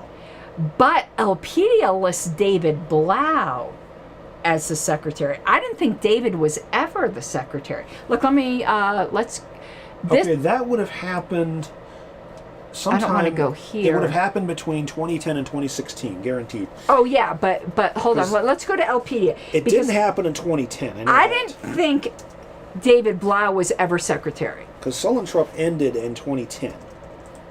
And I forget who. No, I thought he ended in 2012. No, 2010 he retired. Well, we're going to look here. Because he was in his hometown of St. Louis for that convention. I was there, and when he stepped down. We'll look here. Yeah, you're right. 2010. Then Alicia Matson. 2012. Yeah. But it has David Blau 2012 to 2014. That is not, I don't think, correct. Just a touch more. And then Alicia Matson, 2014 to 2018.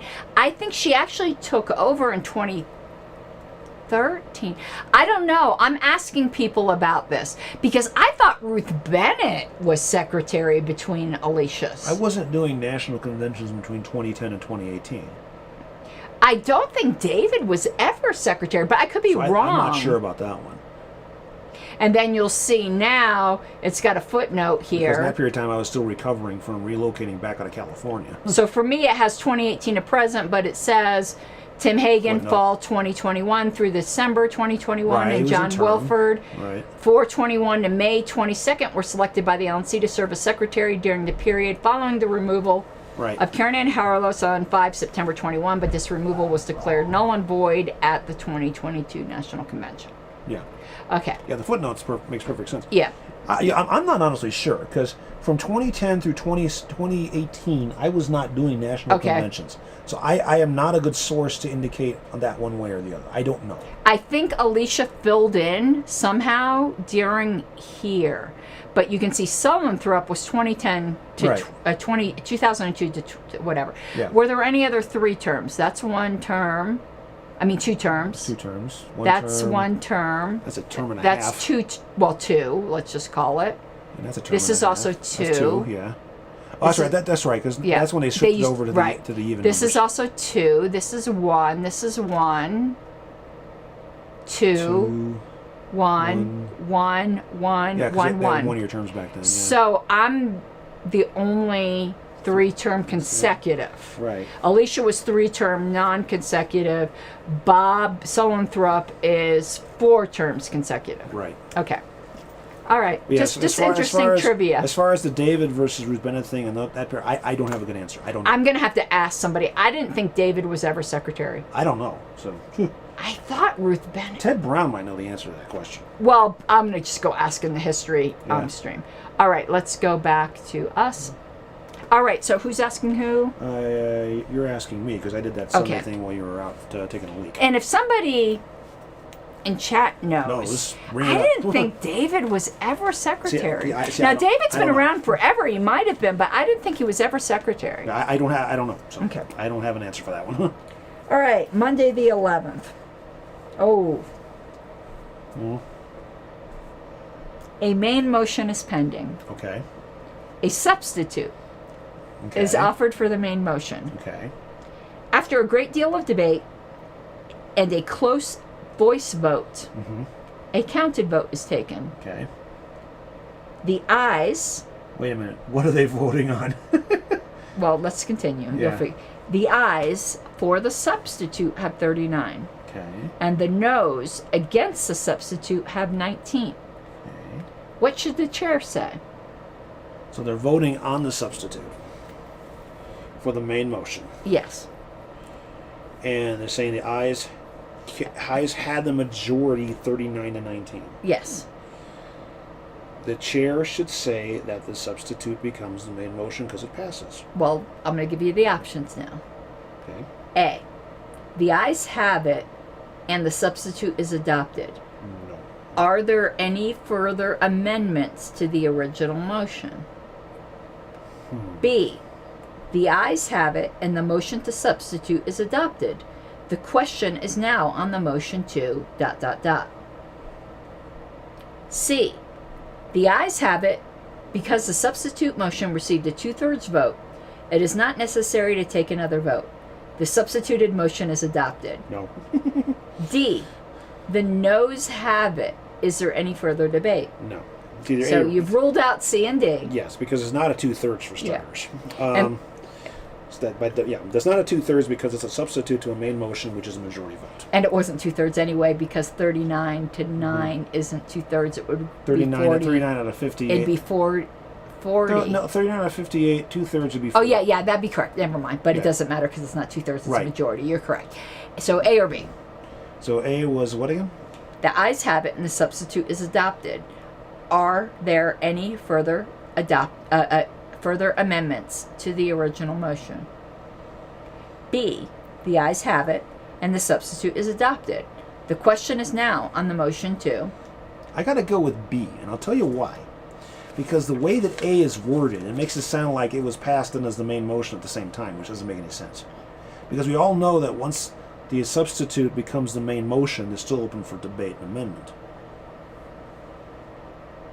So I'm saying B. It is B, but I disagree with your reasoning. Okay. A would make it sound like after the substitute was adopted, you could still amend the thing that the substitute replaced. What's the word? That is the original What's the motion. wording on A again? The ayes have it and the substitute is adopted. Yeah. Are there any further amendments to the original Right, motion? which doesn't make any sense. Right, Yeah, that because didn't make the any substitute sense. just replaced it. Right, yeah. Yeah, you're correct. It's B. Yeah. So when you have a substitute, it Substitute becomes the becomes the main main, motion. right. So the correct thing is to say the question is now on, and then you just restate what Yeah, the substitute or the was. the substitute passes is now the main motion, Yeah. etc. Yeah. Which is actually the clear way to say it, which I think you say it as a matter That's of how I course. say it. Yeah, And to it's keep a- things clear. And it's a good way to say it. Because I freaking love substitutes. Well, yeah, that's your department. So I got it right. Good. You did. Substitutes are my jam. Well, that's not told you. They are my belly button jam. You're the This is the cabinet for that. last of my wine. That should be a crime. Why is it a crime? Because I have no more wine and I don't have any Fireball. Well, but I then go get some do. cheese with your wine. But I do have cherry vanilla rum. Ugh. Oh, it's delicious. Do you like rum? I can't like cherry. No, do you like rum though? Sometimes. It's more vanilla than cherry. Sometimes. I'm not a Do you? fan. Hold on, we're gonna get nasty. Do you like cherries? Not those cherries. She's my cherry pie. Oh, you know I that don't band. like the fruit cherry. And you're talking That about band would be so politically incorrect. Oh, now. Warrant? Oh, yeah. Well, yeah, I mean, when you had songs that were hits like that one, plus another one called Uncle Tom's Cabin. And then was it Winger that had She's Only 17? Yes, that was Winger. Woo! Trivia question, where's Kip Winger from? Oh, I don't know. Golden. Oh, is he? Yeah. But my God, he'd be called a pedophile today Mm-hmm. with 17. Actually, if you look at the lyrics of the song, when he found out she was 17, he actually shied away from her. Oh, I don't know that. I just know that she said, Lyrics. Daddy says whatever, but she's old enough for me, he says in the song. Yeah. Daddy says I'm too young, but she's old enough for me. That would not be accepted Well, today. Yeah. So Winger would be a bunch of pedophiles today. Yeah. Okay. Rock music aside. Yeah, not even getting into any of that. Yeah. In a committee elected by ballot. I saw them live, by the way. I'm sorry. I liked Winger, but I did not like that song. That song felt very predatory. Even when probably it would have been socially acceptable, that felt fucking predatory. Well, a bunch of band members going well, after a 17-year-old. That's true, but his song Miles Away was this ultimate whine fest about a breakup. I don't even remember that. I saw him at the Palm Beach Amphitheater, which ended up being a big Jehovah's Witness Kingdom Hall later. They bought it, and that's where they... No, it wasn't before. I was going to say, wait a No, minute. no, but they bought it, and they Jehovah's end up having Witnesses? their... they don't call it Easter service. They call it their memorial services there. I was sitting here going, Kip Winger? Yeah. With But I Jehovah's never... Witnesses at a Kip Winger concert? I never liked that song 17. That just felt so frickin' predatory. Oh, yeah. Okay. In a committee elected by ballot, the position of chairman, A, is never selected by the committee members.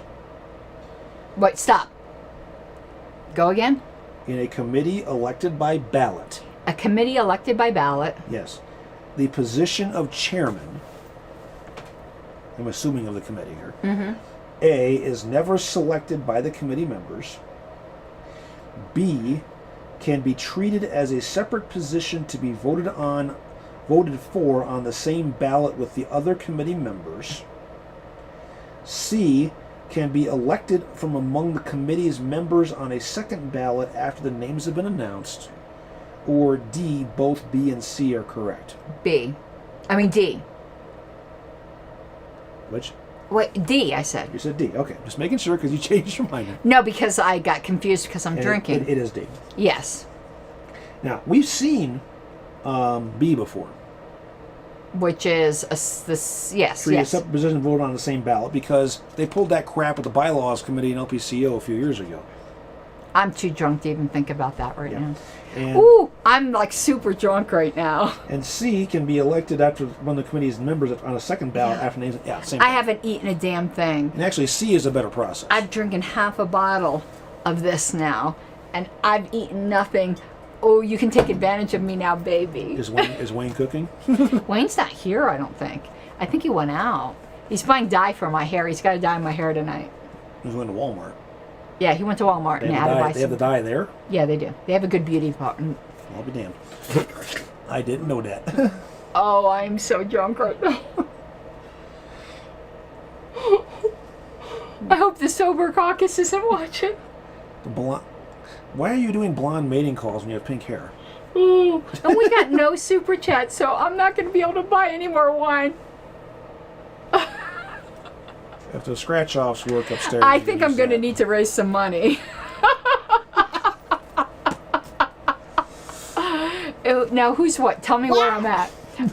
Do that again. Boop, ba, ba, ba, boom, ba. Hold on. No, wrong one. Objection, speculative. Oh, no. Objection, speculative. No, I got a better one. You do? Oh, that's not on this stream. I need to add that. Unauthorized recording? What a man. How that dude... How to get demonetized in a hurry? How Nick has any credibility when he threatened to call the police because some dude ran into him by accident. I'm sorry, what a little bitch. You know what the funny thing was on that? I was just talking to the security guard right before that happened on the other side of the stage. And I was walking back towards the teller pit when that went down. The next thing I know, I got run over by that security guard from behind. People don't know it. The day before, I was talking to the same security. Were you there? When Nick had somebody who was following him around that somebody thought was Nick's bodyguard, but it wasn't official. He was just following Nick around like a little puppy. Yeah. And this person was recording Nick. And that quote-unquote bodyguard shoved this person. This person was really upset, and it was a legitimate, purposeful shove. Yeah. And he came to me complaining. And you want to know what I said to that guy? Are you hurt? Let it go. And the security was watching. And I was almost getting them convinced to become libertarians, because I was like, really, you want to call the police? Is it worth somebody dying over? You know, when you call the police, somebody could die. Right. ask the black community that. And one of the security guards was a black guy. Yeah. And he looked at me and he was like, oh my God, mama has it. Yeah. You know what's going on in the world. And I had those people almost convinced to become libertarians. And then Nick, like a little bitch the next day, calls the police and ruined all the groundwork Okay, I that did. security guard is not the one I was talking about. Okay, no, there was a white there guy, was a was a really blonde-haired white cool. guy. There was a really cool black guy there. He had braids. I I didn't don't see know if you him, saw but- him. no. He was super cool, and maybe he did become a libertarian. He might have. Because I wasn't playing to the crowd. I was saying what I legitimately felt, and then I looked over and saw this guy who was going, "Yeah, you don't call the police. Handle your own shit." Well, in my case, I mean, he literally, just seconds later, he ran over me. He says, "Excuse me, get out of the way." I was like, "Wham!" I was like, "What?" No, you handle your And own I'm like- shit. I'm like, you oh. don't be a little bitch and call the police. Yeah. Well, in my case, I was like, "Bam! What?" Oh, you're doing your job. Fine. And what whatever. makes it You know? even funnier is I was legitimately assaulted in 2016. Nick ignored it his entire time, and I never asked for the police to be called. Whereas I was menaced and physically touched You should have with a asked. sign in my face by at least a 250-pound man. You should have asked to borrow Nick's purse so you could beat him off. And I never wanted the police to be No, I know. involved. And you got a 250-pound man against a 140-pound woman. Yeah. I mean, in my case, I was like, he ran over me, and I'm like, oh, Right, it's he's you just doing, next, he's right? just doing, he's just doing his job. Fine. Meanwhile, you got two men who just- just bump I shoulders. just shrugged it off, like, okay, whatever. You don't call the police, man. It's like, Yeah. I mean, and I've seen, everybody who's anybody has seen the footage of what happened. It was And- horseshit. my whole concern with my assault in 2016, it wasn't even to punish anybody. It was just to have proper protocols in place so we never had to call the police. Yeah. Okay. Assault, convention, and batteries assigned. Okay.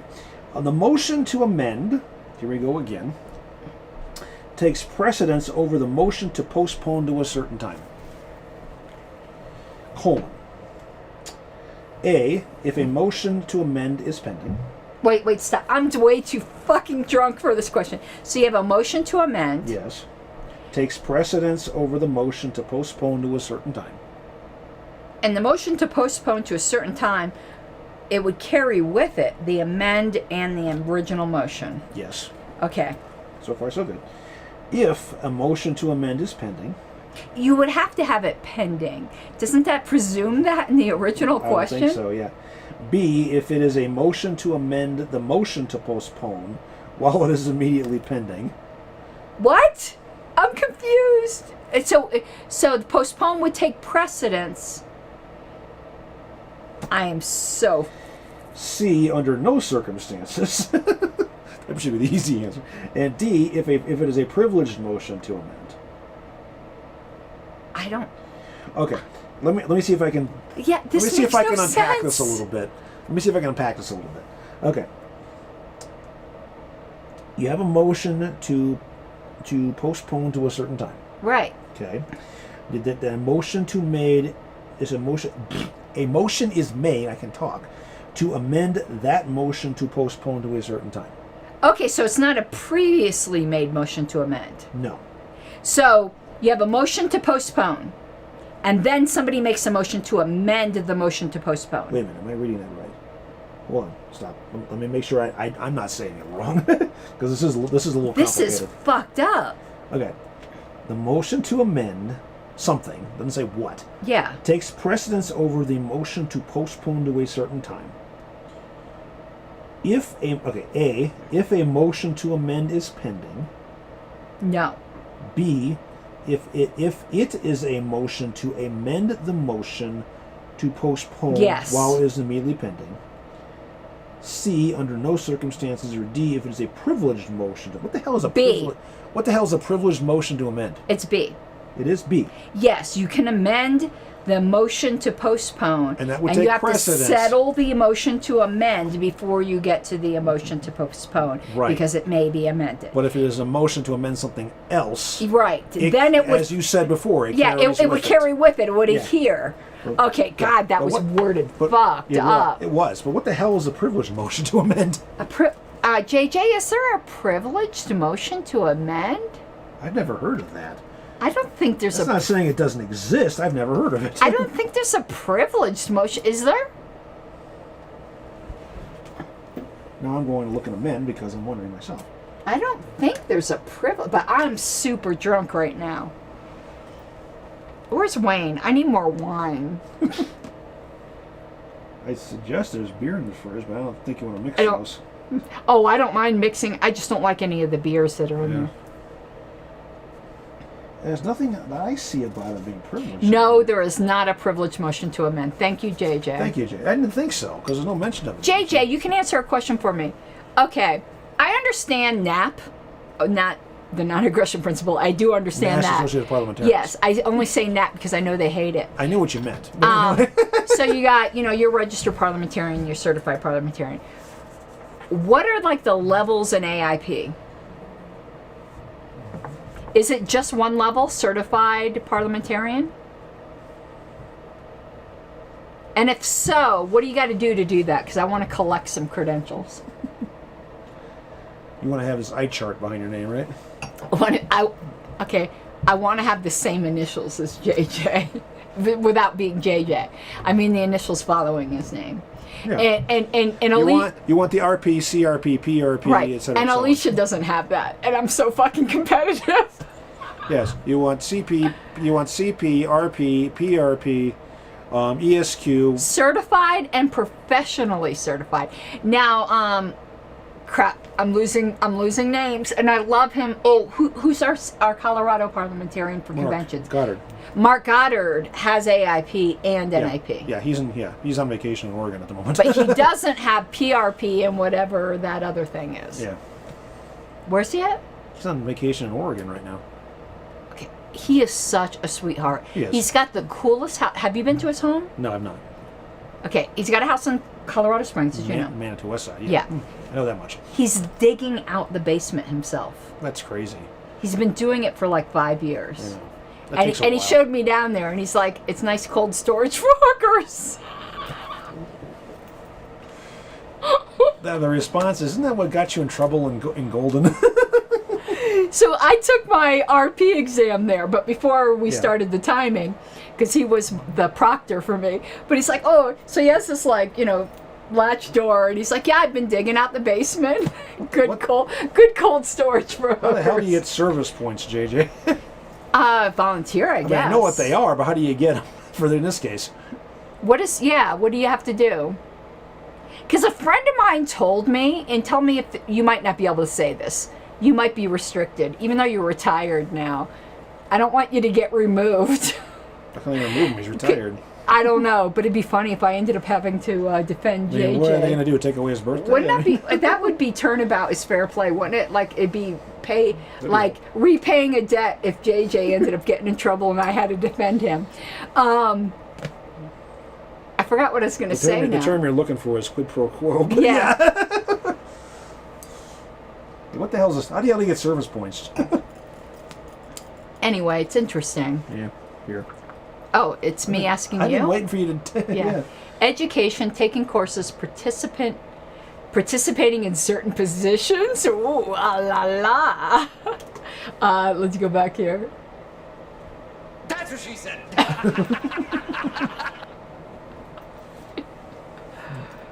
Wow, wow. We don't have Doc Sexy here, though. So? Just saying. That's okay. His loss. I want to get, and this isn't, well, we can make it dirty. We can make it dirty. You just did before you said anything. I know. But those giant sparklers? I mean, they're long. Yeah, I know what you mean. They're long and strong and want to get the friction on. But you know what I'm talking about. I want to get some of those. It's on their website. I haven't looked at the website in a while. Okay, now I know JJ can't comment on this, but somebody told me, and I won't say who, that AIP is actually on the ascendancy, and that NAP, a lot of people consider them to have gone astray. Gone astray how? What's the question? Went to serve the board rather than the members. Okay. I'm trying to put things kindly. Well, no, actually, I understand what you're getting at there, and I can sort of see that. But I don't see that. I've attended a lot of their meetings, and to be honest with you, I don't see that at all. Yeah, but you may not be seeing what's going on between the meetings. I might not, but I could just tell you what I've heard is that members are kind of flocking to AIP now. Well, I personally don't see that, but that's what I've been told. Putting the ebb and flow of these things aside, if there is a generational gap between the leadership of the NAP folks and the rest of the membership, it's very easy for that to happen and cause a migration. It seems to me the generation's the same. I'm not so sure, but. And Richard says NAP membership is growing. I'm just saying what I heard from some people. Yeah. You know, and this was in private discussions because apparently NAP is having their educational conference this year, and AIP is having some kind of conference. Mm-hmm. And I was talking with somebody if they were going to NAP, and they said no, they're going to AIP because AIP is kind of where it's at now, and people are abandoning NAP. Now, I haven't personally seen that. I'm just saying what I was told. I guess what I've observed is the authors have been on the they're getting long in the tooth, to be polite. What, an NAP? Yeah. Probably AIP is the same way, but I can't speak to them, but it seems to me that also lends because Balch was old back in 2010. Yeah, but he's not the board. Have you looked at the board of NAP lately? The authors, though, is where I'm going. Oh no, I'm talking about the board of directors. Something that will surprise people about NAP is the preponderance of African Americans. To me. Parliamentary procedure seems about as white as it can get, like boring. Yeah, because of Colonel Henry Robert and his descendants. But it's not. And Hahnemann, yeah. It is not. NAP has more of a representation of African Americans than the general population, and not just African Americans, women, female African Americans are large and in charge of NAP. Which raises an The interesting. chair is a female African American woman, not- and I like her. She Okay. runs good meetings. I'm going to ask a dumb question then. Okay, and I this is not. I don't know the answer to this, or if there even is a good answer to it. What would attract that demographic? I don't know, but every unit, because I'm a member of the Beta Cavaliers in Colorado, there are so many African Americans involved that it shocked me. And I don't know why that is. I got to learn the culture, I guess, better. Yeah. But I think that's good. Oh no, I'm not complaining. No, about there's a it. ton of women. If I had to guess before I joined, I would have thought it would have been a bunch of elderly white men. Yeah, I can understand. It's middle-aged black women. Yeah, which again, it goes to the question: what's drawing that demographic? And it's not a criticism. Of Yeah, anybody. I have no idea. I think there's something underlying that as to the why. Which I know. I'd be It's super interested. Yeah, it's a very interesting issue. Yeah. Because not an issue, an interesting question. Because the idea is there's something happening there. Yeah, more women in general, but minority women. Yeah, and that's true, but Okay, JJ says something that I wouldn't know. He said African American women tend to be more involved in groups, especially sororities. Since I went to community college. I didn't go to regular college. I was never involved in a sorority. my so alma I mater wouldn't know. didn't have sororities anyway. Now, is that true for black men? Are they involved in fraternities? Yeah, I've always thought they're called fraternities were sports white teams. guys. They're called sports teams. No, but I always thought like your typical frat boy was a white guy. A lot of them are, but it depends on the frat. Because if they're pardon the expression, if they're jock frats, you have more of the African American types. And and Richard Brown says NAP was founded by women, and all of its early presidents were. Oh, okay. That's interesting. But were they minority women? I'm asking Richard. Yeah. Now, what I haven't seen, when I say minority women, I'm specifically talking about black women. Sure. I haven't seen a lot of Hispanic women or Asian women. But because the thing with colleges, at least my expertise on it was that a lot more of your, and I'm going to say this in a specific way, a lot of your geeky nerdy frats are a lot more white kids. Yeah, no, that's interesting. So JJ says it's always been more female, and Richard Brown said the early women founders were white women. But I'm telling you now, there are disproportionate amount of black women. Okay, I'm going to go out on a limb here a little bit, but bear with me. Detract. I'm not giving. I'm actually proud of that. So this isn't detractor. Unless he's warning me. Oh, I'm saying I'm like very pleasantly surprised. I got no issue with it. No, I know you don't have an issue with it, but like I'm very pleasantly surprised and proud of the fact that, to me, in my experience with NAP, the majority of people are black women. Okay, I'm gonna give a perspective here, and it's a little stereotypical, and I apologize for that in advance. I know it doesn't apply to everybody. I'm kicking your ass, and I'm a woman. Well, yeah, but I think I've proved it. You know that rash, yeah. I don't have a rash anymore. You know, well, it's a little bit, but it's kind of calmed down. She's busy rubbing the wrong boob. Well, because of the mirror, you know, the flip effect. But in general, okay, and this is not across the board, women are wired mentally in a way to be more emotional and nurturing, and they think in webs more than sequential. I'm not saying it's for everybody, okay?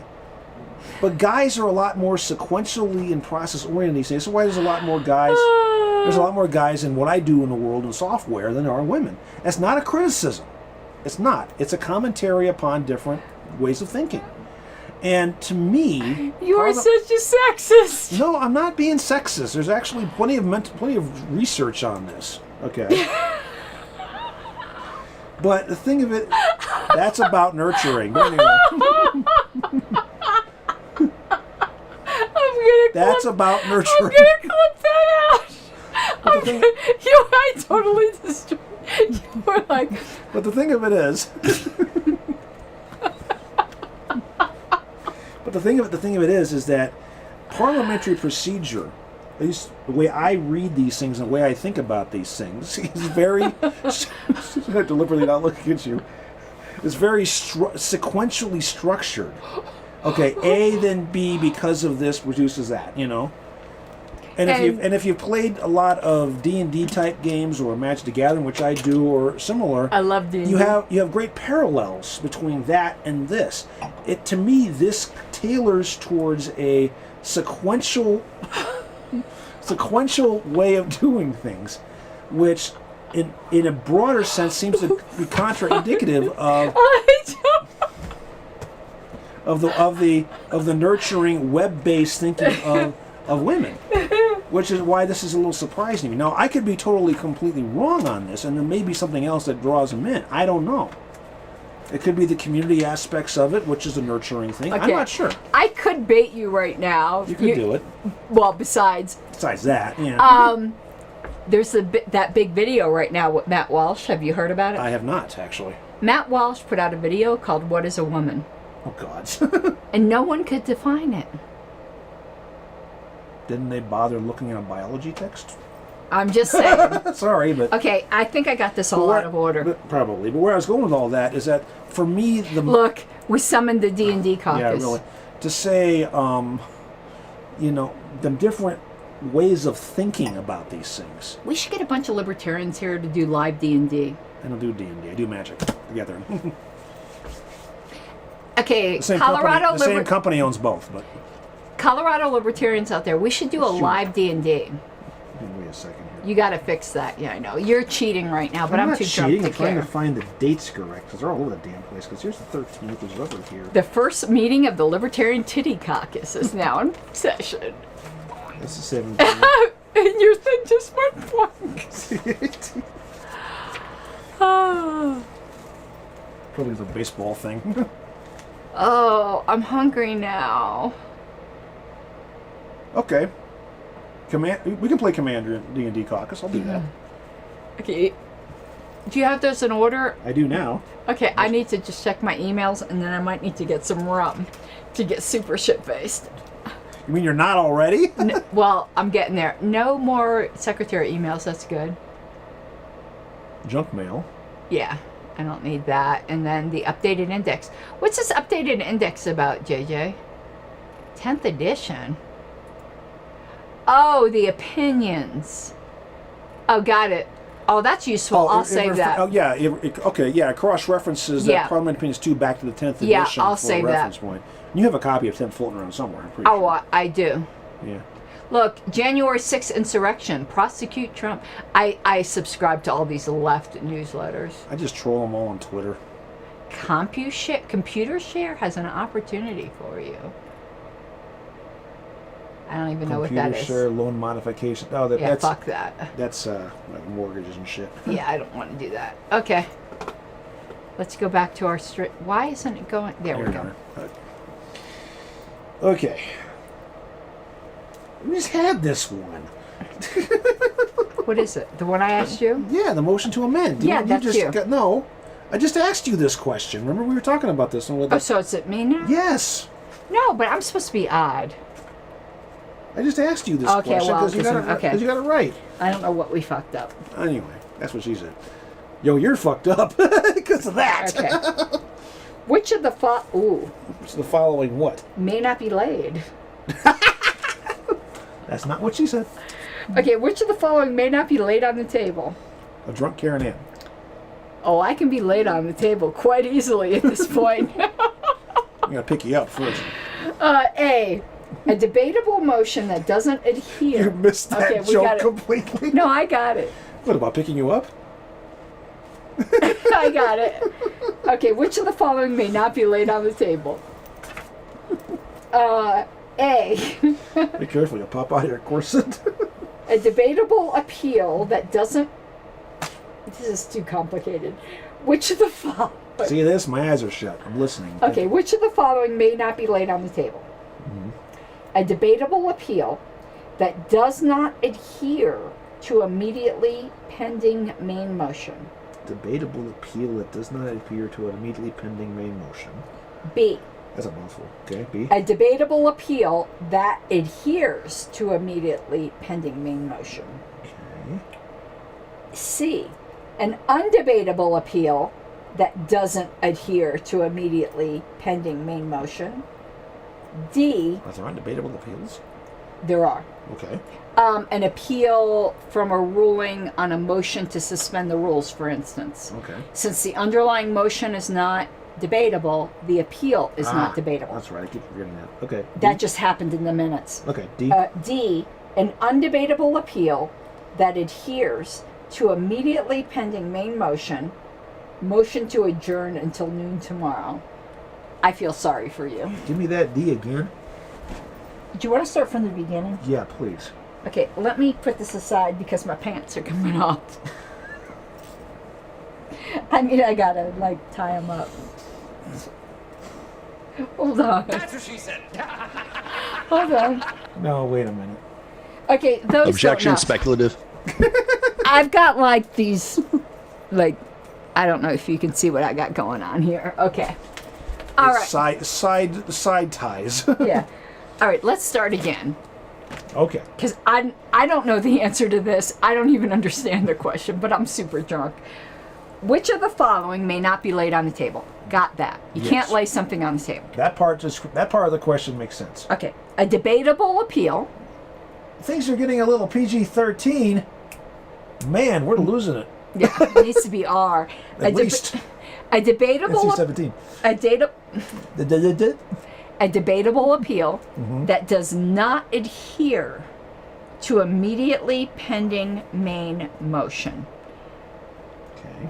I don't even know what that would be. I think that would be like the appeal that was raised regarding my suspension that didn't adhere to immediately pending main motion. Because that was adhering to a point of order. It was about a continuing breach of the bylaws. Which was a point of order, not raised, not a... But an appeal That's on not- that point of order. But that wasn't a main motion. Right. Okay. B, a debatable appeal that adheres to immediately pending main motion. So somebody made a motion. That actually makes somebody sense. raised a point of order. that Somebody appealed that point of order. That's a very typical case, right. C, an undebatable appeal that doesn't adhere to immediately main motion. I can't even think of an example of that right You now. mentioned earlier about the suspension of the rules. That would be an undebatable appeal that adheres to immediately pending main motion, which is number D. But they give the example of motion to adjourn until noon tomorrow, which is the suspension of the rules. I don't know the answer to this. The answer is which one of these cannot be laid on the table. All right, let's back this up. Lay on the table means that it is basically put aside until at some point later where it is taken from the table and then addressed. And typically, well, go ahead. Pursuant to the rules, you're only supposed to lay on the table because you need absolutely to dispose of something else. That's an emergency kind of. Something more urgent. More urgent, or right. Time pending. Right, before you critical. can deal with the issue. Right. Though people abuse lay on the table all the time. Right. That's what she said. That's what she said. Okay. So, in other words, they wanted to take it and they wanted to set it aside for now and deal with it later. Objection, speculative. Right. So, they're saying which one of these you can't do lay on that. the table. Okay. So the typical one was B, where you have an appeal from the ruling of the chair in regards to a main motion. That adheres to a main motion. That attaches to a main motion. So, like a point of order was raised in regards to a main motion. The chair said it wasn't timely, and the appeal was made on that point. Right. Right. Okay. A was the one that wasn't attached to a main motion. Right. Which goes back to the same idea. Without the main motion on the front end. A debatable appeal that doesn't adhere to a main motion. Right. C was an undebatable appeal that doesn't attach to a main right. motion.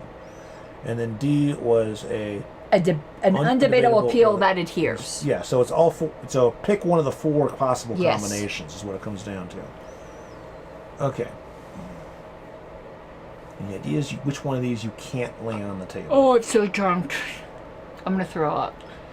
I haven't eaten anything. Where's Wayne? To be fair, I don't know what the answer to this question is. I need food. Logically speaking, and I could be totally way the hell off base on this one, is that a debatable motion or debatable... Yeah, JJ doesn't even sure. Oh my God. A debatable appeal, I would say, yeah. Your belly showing? Yes, I know. It's a bouncing baby beer keg. But anyway, it seems to me that if you have a debatable appeal, whether it attaches to a main motion or not.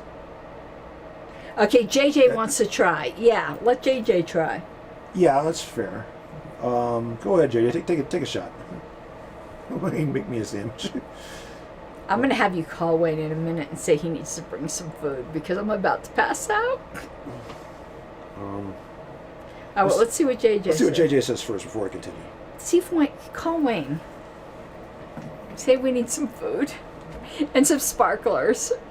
Okay, JJ says C, but we're going to call Wayne. So JJ says an undebatable appeal that doesn't adhere to immediately pending main motion. We're going to call Wayne, and then Mike's going to give his guess. See, look, my rash went away. I'm all kind of a little bit red there. That's more from being... What do you want? Food! Your drunk wife needs food.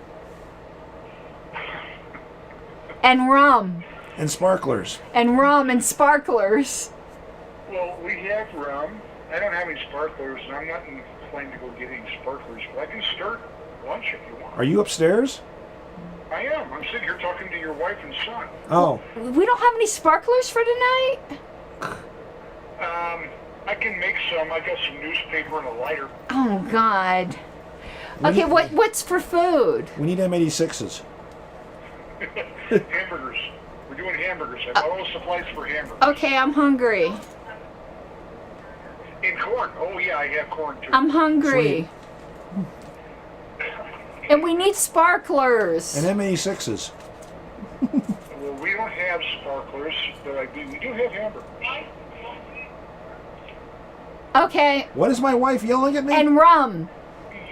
Well, we have that. Will you bring rum? I already have it. It's here. I don't have to go get it. No, will you bring it down here? Jackie Sparrow says bring the rum. Do you have a glass? Yes. You have a glass. Because I finished all... It's empty. That's the problem. I finished all the sangria. Okay. Okay. All right. All right, so JJ says C. JJ says an undebatable appeal Undebatable. that doesn't adhere to immediately pending main motion. And I was leaning towards undebatable in the first. No. Well, okay, wait a minute. I know. We're saying which can't be laid on the table. Which can't. If you take a debatable, I'm going to try to come at this from a different direction. And I'm too drunk to even know what the fuck to say. Okay. It seems to me that if you have an undebatable or a debatable appeal. You'd be surprised how much getting your feet wet cools your whole body down. You playing in the kiddie pool again? You finished this whole thing? I did. Wow. Playing in the kiddie pool again? Say that again? Playing in the kiddie pool again? Well, no, I got the pressure washer out and the O-rings have failed, so I need to get new O-rings for the pressure Okay, washer. wait. It's squirting all over my feet. I want to tell you something funny. So, Mike here, he's talking to me, and then he keeps going, Well, she keeps talking to me and she goes down here, so, you know. no, he keeps going, Well, what do you expect when you're wearing something like that? I don't think I've ever seen that thing before. oh yeah, no, you've helped me in it before. Which thing are you referring to, Wayne? No, you've helped me in it before. It's the one with the zipper. I don't remember that. I'm not wearing it, though, to distract Mike, though. That's funny. But you're succeeding in it anyway. It's my back. You know how much in pain I am. Well, I know you need to be in a corset of some sort. Yeah. All right, when's food? I'm hungry. Well, not a minute before it's done. I haven't started it yet. What about sparklers? I told you I could make one out of a piece of rolled up newspaper. I want and one have of it those later. big sparklers. 86s. They're illegal right now. I don't So? care. Wayne, if you're relying You're upon gonna Wayne, make a mess. it is the 4th Okay, of Wayne. it is the 4th of July. If you're No. relying upon a government restriction Wayne. to celebrate the day that we people seceded from can't government, see you're you. doing You it need wrong. to come over here because I want to ask you a question. So come in the middle here. People want to ask me a question? Yeah, they Good said you're- gosh, you got a heater going on I do. here? Don't do that. I'm We freezing. have the air conditioner on in the No, house the- and the heater going at the same Okay. time. Okay. I forgot what I was going to ask you now. I'm too drunk. Oh, what did you say when I picked up that rock? And you said government. You said you can't steal government property. Yeah. And what did I say? You said government property can steal government property or something. to that Yeah, I effect. said, how can government property steal government property? You need to post the pictures from that hike. That was a good hike. That was a different hike. I'll post the new ones. We did see the video you were stumbling in the snow while you were high centered. So oh yeah, I showed him the. Oh, I haven't seen that one. I You deleted. got a video of that? I deleted it because it didn't Why? come out well. Oh. It was very loud, but were you winching up? Okay, Winching, All or right. winching or winching? both. Yes. Okay, when's food? I'm hungry. Well, not until it's done, but I'll let you know when it's done. It's probably going to be 15, 20 minutes. Well, half an hour because we're doing corn too. Okay. No, don't. Excuse me. Wayne, cook the food. All right, now I got rum, and he's walking like a Clydesdale. It's making the whole camera bump. All right. Okay, now- Oh, smell this. Smells like cough syrup. You want to try it? No. But take a little sip. I don't do cherry anything. Yeah, but you might like this. Take a little sip, No. please. Okay, I'll try a little Okay. sip.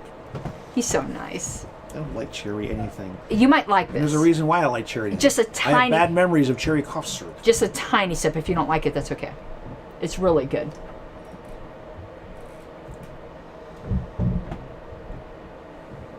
For rum, not bad. It's real. It is good for It'd be rum. better if it was strawberry. But doesn't it taste more vanilla than cherry?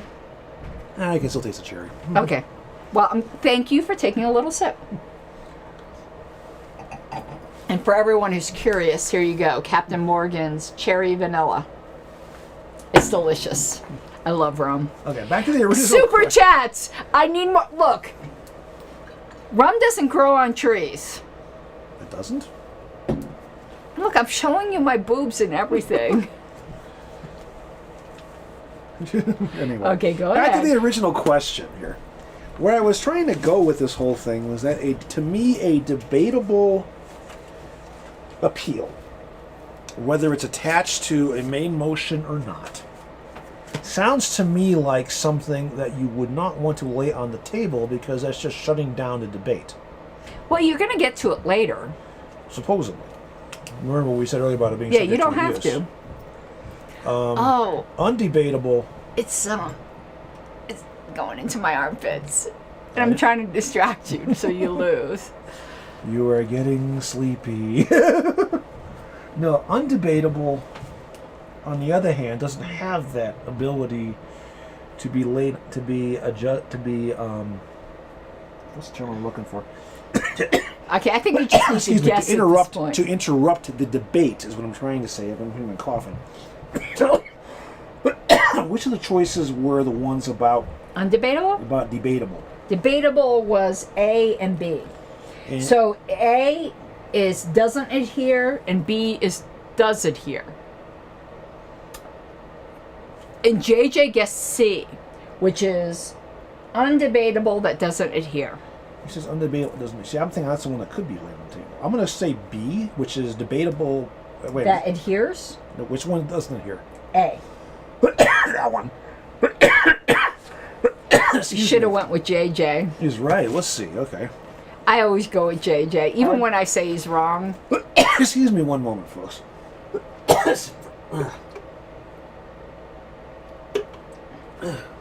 And JJ says right it can't be laid on the table because it isn't debatable. Because you go to immediate vote. Remember the whole purpose of laying on the table? Oh! I hadn't thought of it from that perspective, but that's why. Because laying on the table is because there's going to be some things that take up time. Yes. And you need to get to something else first. But something that's not debatable isn't really going to take up time. I hadn't thought of it from that perspective, but I see the point. Yeah. So then you'd have to go between adheres and not adheres.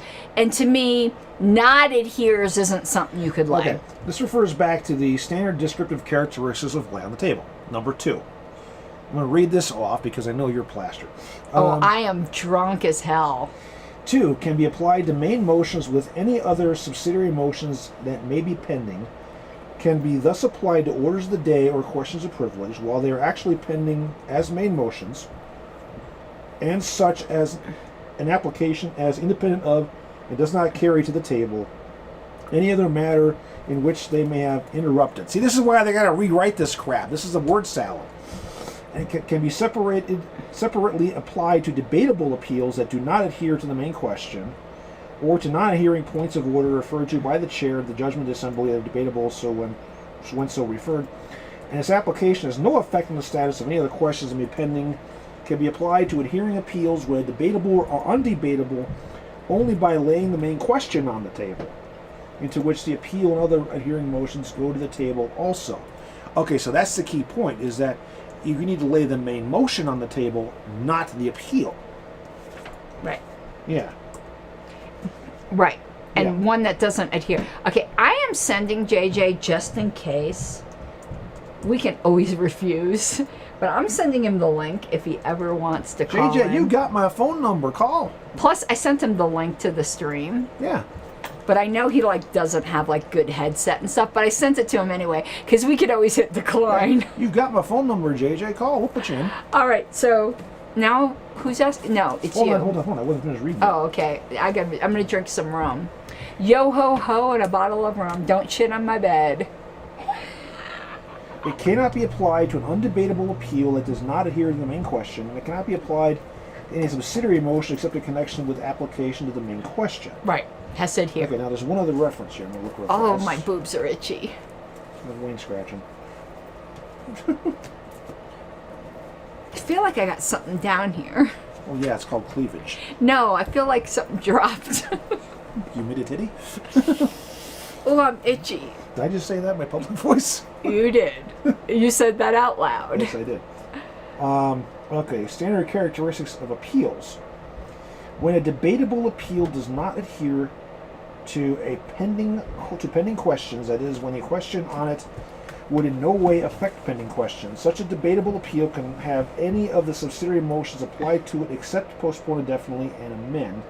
But when it adheres to a pending question, the subsidiary motions cannot be applied to the appeal alone, which subsidiary would include lay on the table, I believe.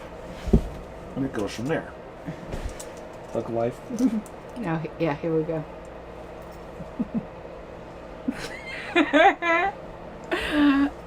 Smoke weed every day. There's a counter to your Thug Life glasses. What that is? Hug Life. Oh, I'm just going to continue to wear these. Snoop Dogg. Except he doesn't with weed. So, okay. Yeah, actually, I understand what JJ was saying here, and I hadn't thought from that perspective about undebatable means you bring it directly to a vote. And frankly, I should have thought of it that way. So, yeah, I get what he's saying. It makes sense. The only question was whether it doesn't adhere to an immediately pending main or whether it does. But if it adheres, then it makes sense to lay on the table because it would go with it. But if it doesn't adhere, I would have ended up guessing after. Yeah. What was that? Sounded like a hose bib. I don't know what that was, but we'll ignore that. Okay. Anyway, okay, I get it. Here you go. For cheating. I didn't cheat. I'm too drunk to cheat at this point, and you know it. I'm about to pass out. Are your eyes crossed?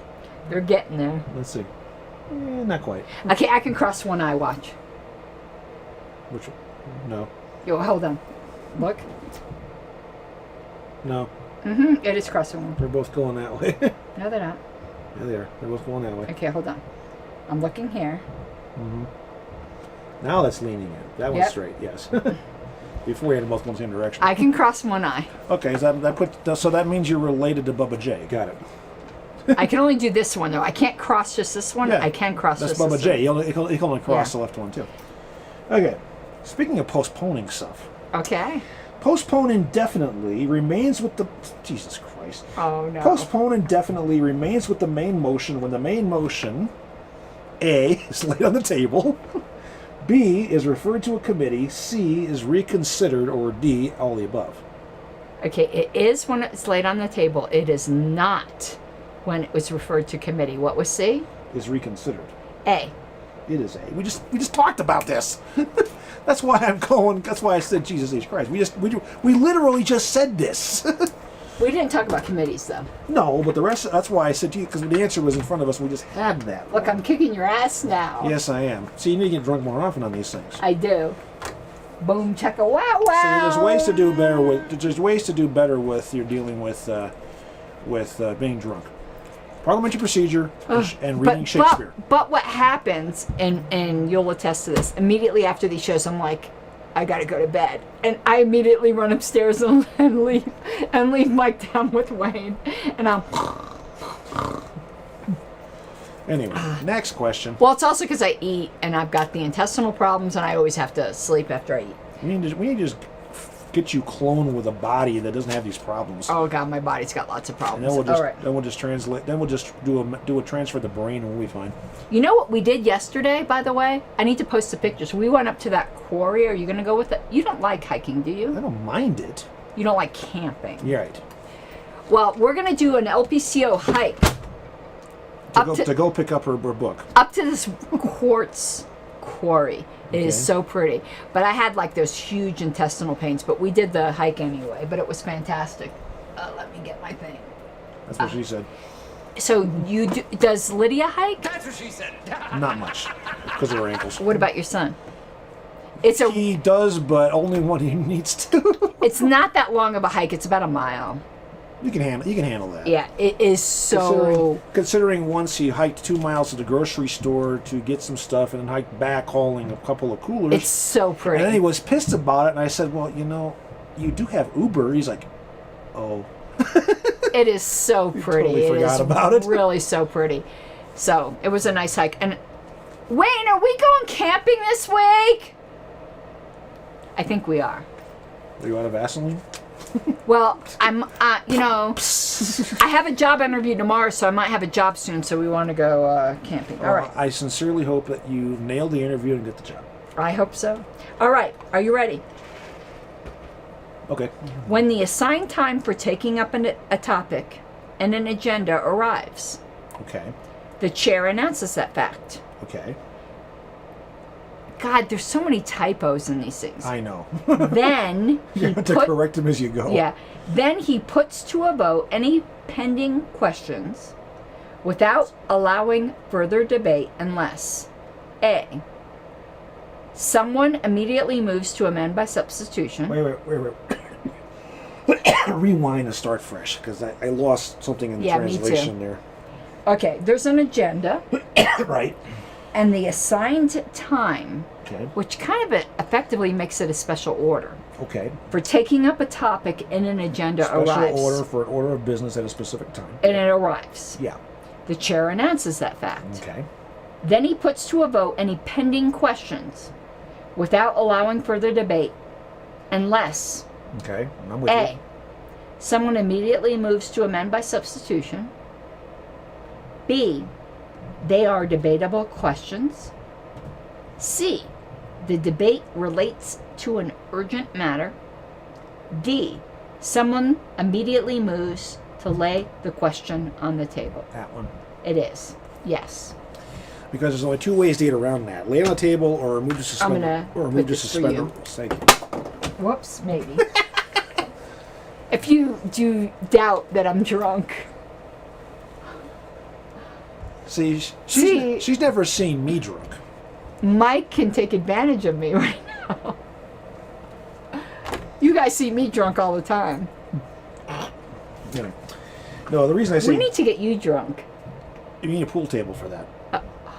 Do you want to go play pool? Do you like pool? You ever seen me play? You've never seen me play pool drunk. Do you like pool? I become Minnesota Fats when I'm drunk. Do you playing like pool? Yes, I like Wayne pool. and I love pool. Yes, I like playing pool. Do you like bowling? Yes. I do bumpers. However, I have to get my bowling ball re-drilled. My thumb, Okay. the thumb hole is too narrow. That's what she said. Yeah. I use bumpers, though, by the way. So that's okay. Lydia doesn't bowl at all. She can't. She Would she like it with bumpers? Because I use no, bumpers. she still missed. She still puts the ball in the gutter. You can't with bumpers. She does it in the other lane. I use bumpers because I don't give a fuck. Actually, to be fair, I have not been bowling in a long time. When do you want to go bowling? Since I haven't. Let's go play pool and bowling. Well, the reason I haven't been bowling lately is because I had those hip injuries. Call Don. Call Wayne. I don't know. Why not? I don't know who Don is. Call Wayne.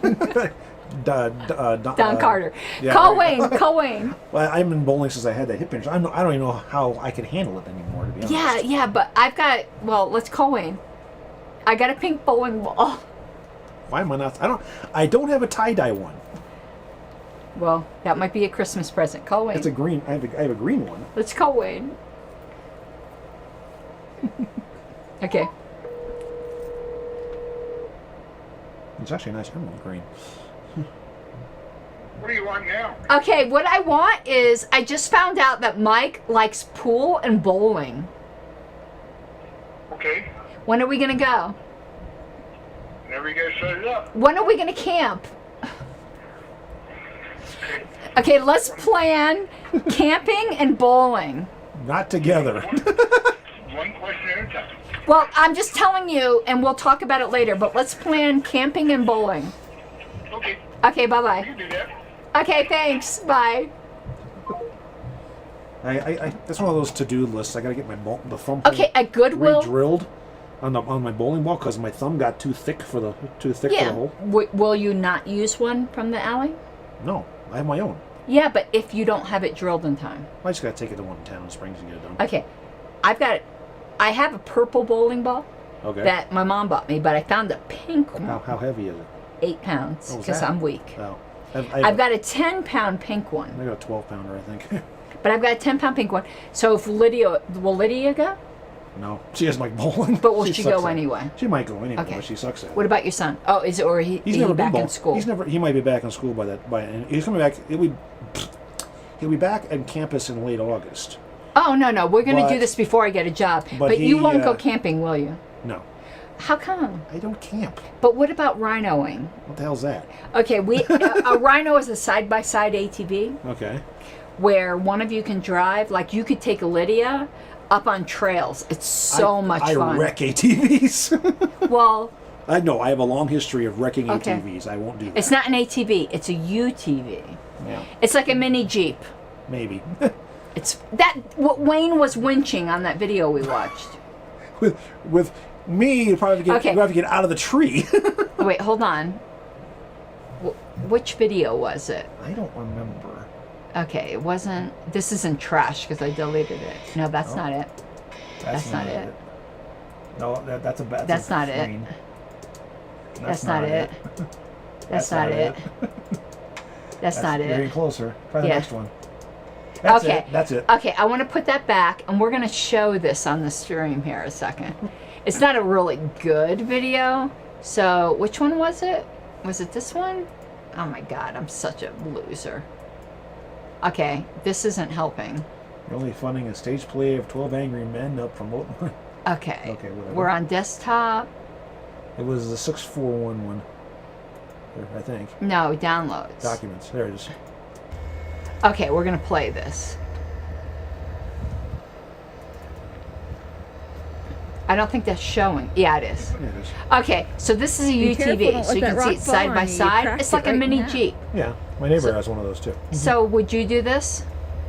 Oh, kind of move That forward. one right there. So we're stuck here, But it's like cracked right in half. and we cracked a rock in half. But I'm trying to show where he's No. winching it up. Nope, I was Yeah, watching. here you go. Let's play it. Maybe that's just a really brittle rock. You cracked that rock though, be careful. So Wayne's now was about to winching fall. it up because we Yeah, got you're gonna stuck. crack Would you that do one this? now. Not winching, but That's winching, not wenching. but driving the ATV. He just Okay. got it out of the. as long as it's not a manual transmission. So it's a lot of fun. I mean, I'm not gonna like pressure you guys or anything. I'd have to get used to something like that first. Okay. All right. So who's asking who now? We're still on. Oh, you're doing that. No, actually, this is the 16th of May. This is like. Wait a minute. No, we're in the right spot. We are? What's that noise? What the hell is that? You hear it? I hear it too. I don't have anything set. Okay, I quit this. I did. Why is it? Hold on. It's not. Yeah, that's not- me. Quit? Oh, it's still playing. That's why. No. It stopped now. No, why is it still That's playing? the 15th. Okay. Let me quit this. Let me do. Yeah, it's still playing. Force quit. It stopped now. Okay, we're good now. Okay. Yeah, I actually got that one right. And I put it up. Right. That's what. Okay. Yeah. So it's now me, you. Yeah. You're asking. No, I got this right. So I'm asking you. Yeah. Oh, okay. Right. I'm way too drunk. Yeah. Oh, no. If anyone wants to come to Colorado and camp with us, Wayne and I love camping. Bring Vaseline. And we sometimes go to the really high country when you go to the spot where you're above the tree line Yeah. and in the clouds. There's nothing better than that. Or as we in the southern part of the state call it, Woodland Park. No, I'm talking. There are weird creatures up there. Now, Wayne laughs at me because I call them marmots, which is like... Marmot. It's a marmot varmint. Yeah, they're not that though, because that's actually like water rats, and there's no water up there. Actually, no. There is a land creature called a marmot. Oh no, maybe I'm calling it something. What? No, I call them nutrias, Okay. which is in Louisiana, which are water rats. So they're marmots, is what they're actually called. Yeah. But every time we see them, I go, look, a nutria. Marmots. Do you know what? You don't know what a nutria is. No, though, but I 'cause know you're- but I know what a marmot is. No, a nutria is a water rat. Because marmots, they exist in altitude in the mountains. Yeah. In no. Yellowstone, there's loaded with them, especially because they love to set up shop, nest underneath the boardwalks like Old Faithful. They're No, all I over. was thinking of the real name, but a nutria. Like you don't know those unless you're It's in. a freaking beaver. Yeah, these are in the South. They are nasty creatures. Oh, it's like a beaver. That's Yeah. what she said. That's from Henry Dorley Yeah. in Omaha, for God's sake. So every time we go up there, I drive Wayne crazy because I'm like, look, a nutria, and he's like, no, it's a marmot. 17th is a Sunday. Oh, Oh, wait, but... Wayne, What? when are we gonna go up see some nutrias? I don't know where the trees are. We can make a trip up to the mountains. The trees are water rats, man. They look like beavers. I want to go up above the cloud, the in the clouds again. Hang on, I can't hear you. Wayne, Okay. all you gotta do is bring her down to my area, and we'll take the cog up to the top of Pikes Peak. Then you can We relax. haven't and done that yet. I haven't done it since they've reopened it. Come on. We want to go on the the train. I'm super. The Pikes Peak? Yeah, The no, Pikes Peak? no, you can't turn that off. I'm super drunk. It's really, I haven't been on since I it's reopened really it. fucking hot here. Get the heater right on you. So what can we say? She's getting toasted in more ways than one. Yeah, I'm super drunk now and I'm hungry. Well, I'm working on that. Okay, everyone loves you. Everybody's in love with me? Is that what you said? Yeah, they want you to shut the door. That's just because they don't know me yet. They want you to shut the door. And you got the flattest of the flat tops. I do, but you can't tell when I have my head down. You do. You have the flattest of the flat tops. That's because I have a great barber. Well, But we want to go bowling. You need to put a pile of Aquanet on there so it gets super stiff. Then you can start scrubbing things with the top of your head. We want to go bowling, and we want You're gonna have a to. funny look for that. We want to do pool, and we want to go see the Nutrias. Okay, the tree is going to require a little bit of additional effort. Mike could possibly get there in his truck if he's a competent. He doesn't want to go camping. Well, we don't need to go camping to go see the Nutrias. We just need to make a trip up to the mountains. But he said Lydia doesn't like that. That's Doesn't a rough, nasty road. Yeah. Well, I love it. not dangerous, but rough and bumpy. I wouldn't take Marilyn up there unless she'd fit. She fit. Yeah, but I think with your her son. 20-foot wheelbase. I've been up there with a fucking camper. Lydia might not like it, but your son, I think, would like it. He probably has And nose. they're not Nutrias. Nutrias, they're marmots. Yes, I know what a marmot is. Nutrias. She keeps calling Nutrias. I know what a marmot is. I know what lick the marmot is. What? You've never heard of lick the marmot? Oh my God, that sounds that sounds really porno. No, it's All right. it's the house band in Yellowstone. Okay, JJ says we're cute. All right, we're gonna get back to our show. All right, I'm back to cooking. Thank you. I'm doing the corn now. Oh, I dropped the rest of the. Where you go again? No, stop that! Oh, and you switched my camera. Oh, how did that happen? We lost our camera. Let's try plugging it back in. Here we go. Oh, we lost our. There we go. We're looking in a second. I'm just looking at dates. What did we lose here? They got out of order. This needs to go back in. What is that one? I don't know. What's the date on it? 19th. Well, that's the one. That's a Sunday. No, it wasn't. Actually, no. That's It's a Friday, so put that in there under the 18th. no. Wait a minute. June 18th. Okay, June 18th. Oh, June. Okay. Never mind. Oof. June 17th, 18th. Okay, now we're back in order. I think we need to do naked Roberts. What, I got an OnlyFans account? Oh my God, JJ, would you do an article on us if we did nude Roberts? There is a National Nude Day out there. It's just bodies, but anyway.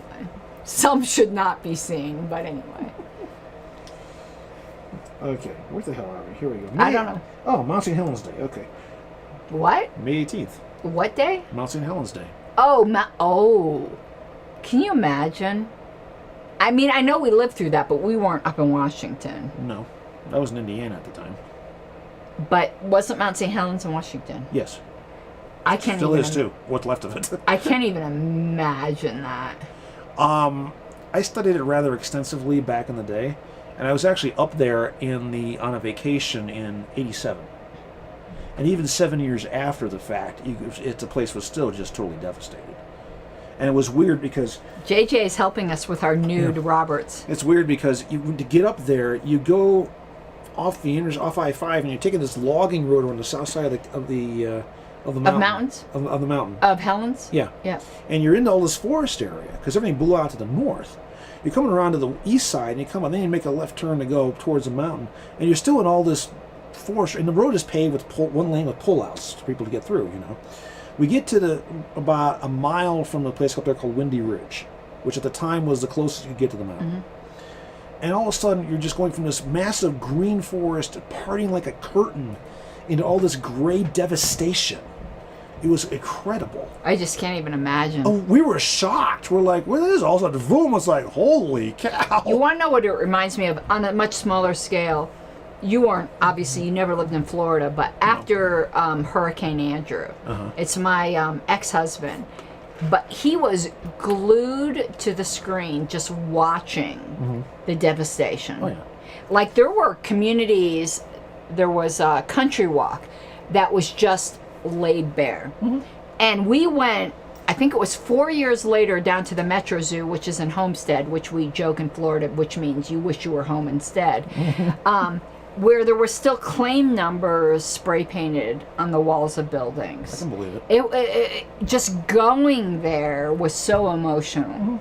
The Hurricane Andrew, some of the footage we saw was one of the reasons that we chose the manufacturer for our house of who it was, because theirs actually got through the hurricane without much damage. Yeah, no, I lived there. Which seemed weird, but Yeah. it was like, okay. I lived in Florida during Andrew. Our theory was they can handle a hurricane, they can handle almost anything. But, but the thing with St. Helens, that's 7 years later, and you get up to the spot, and you can look, and you have a line almost.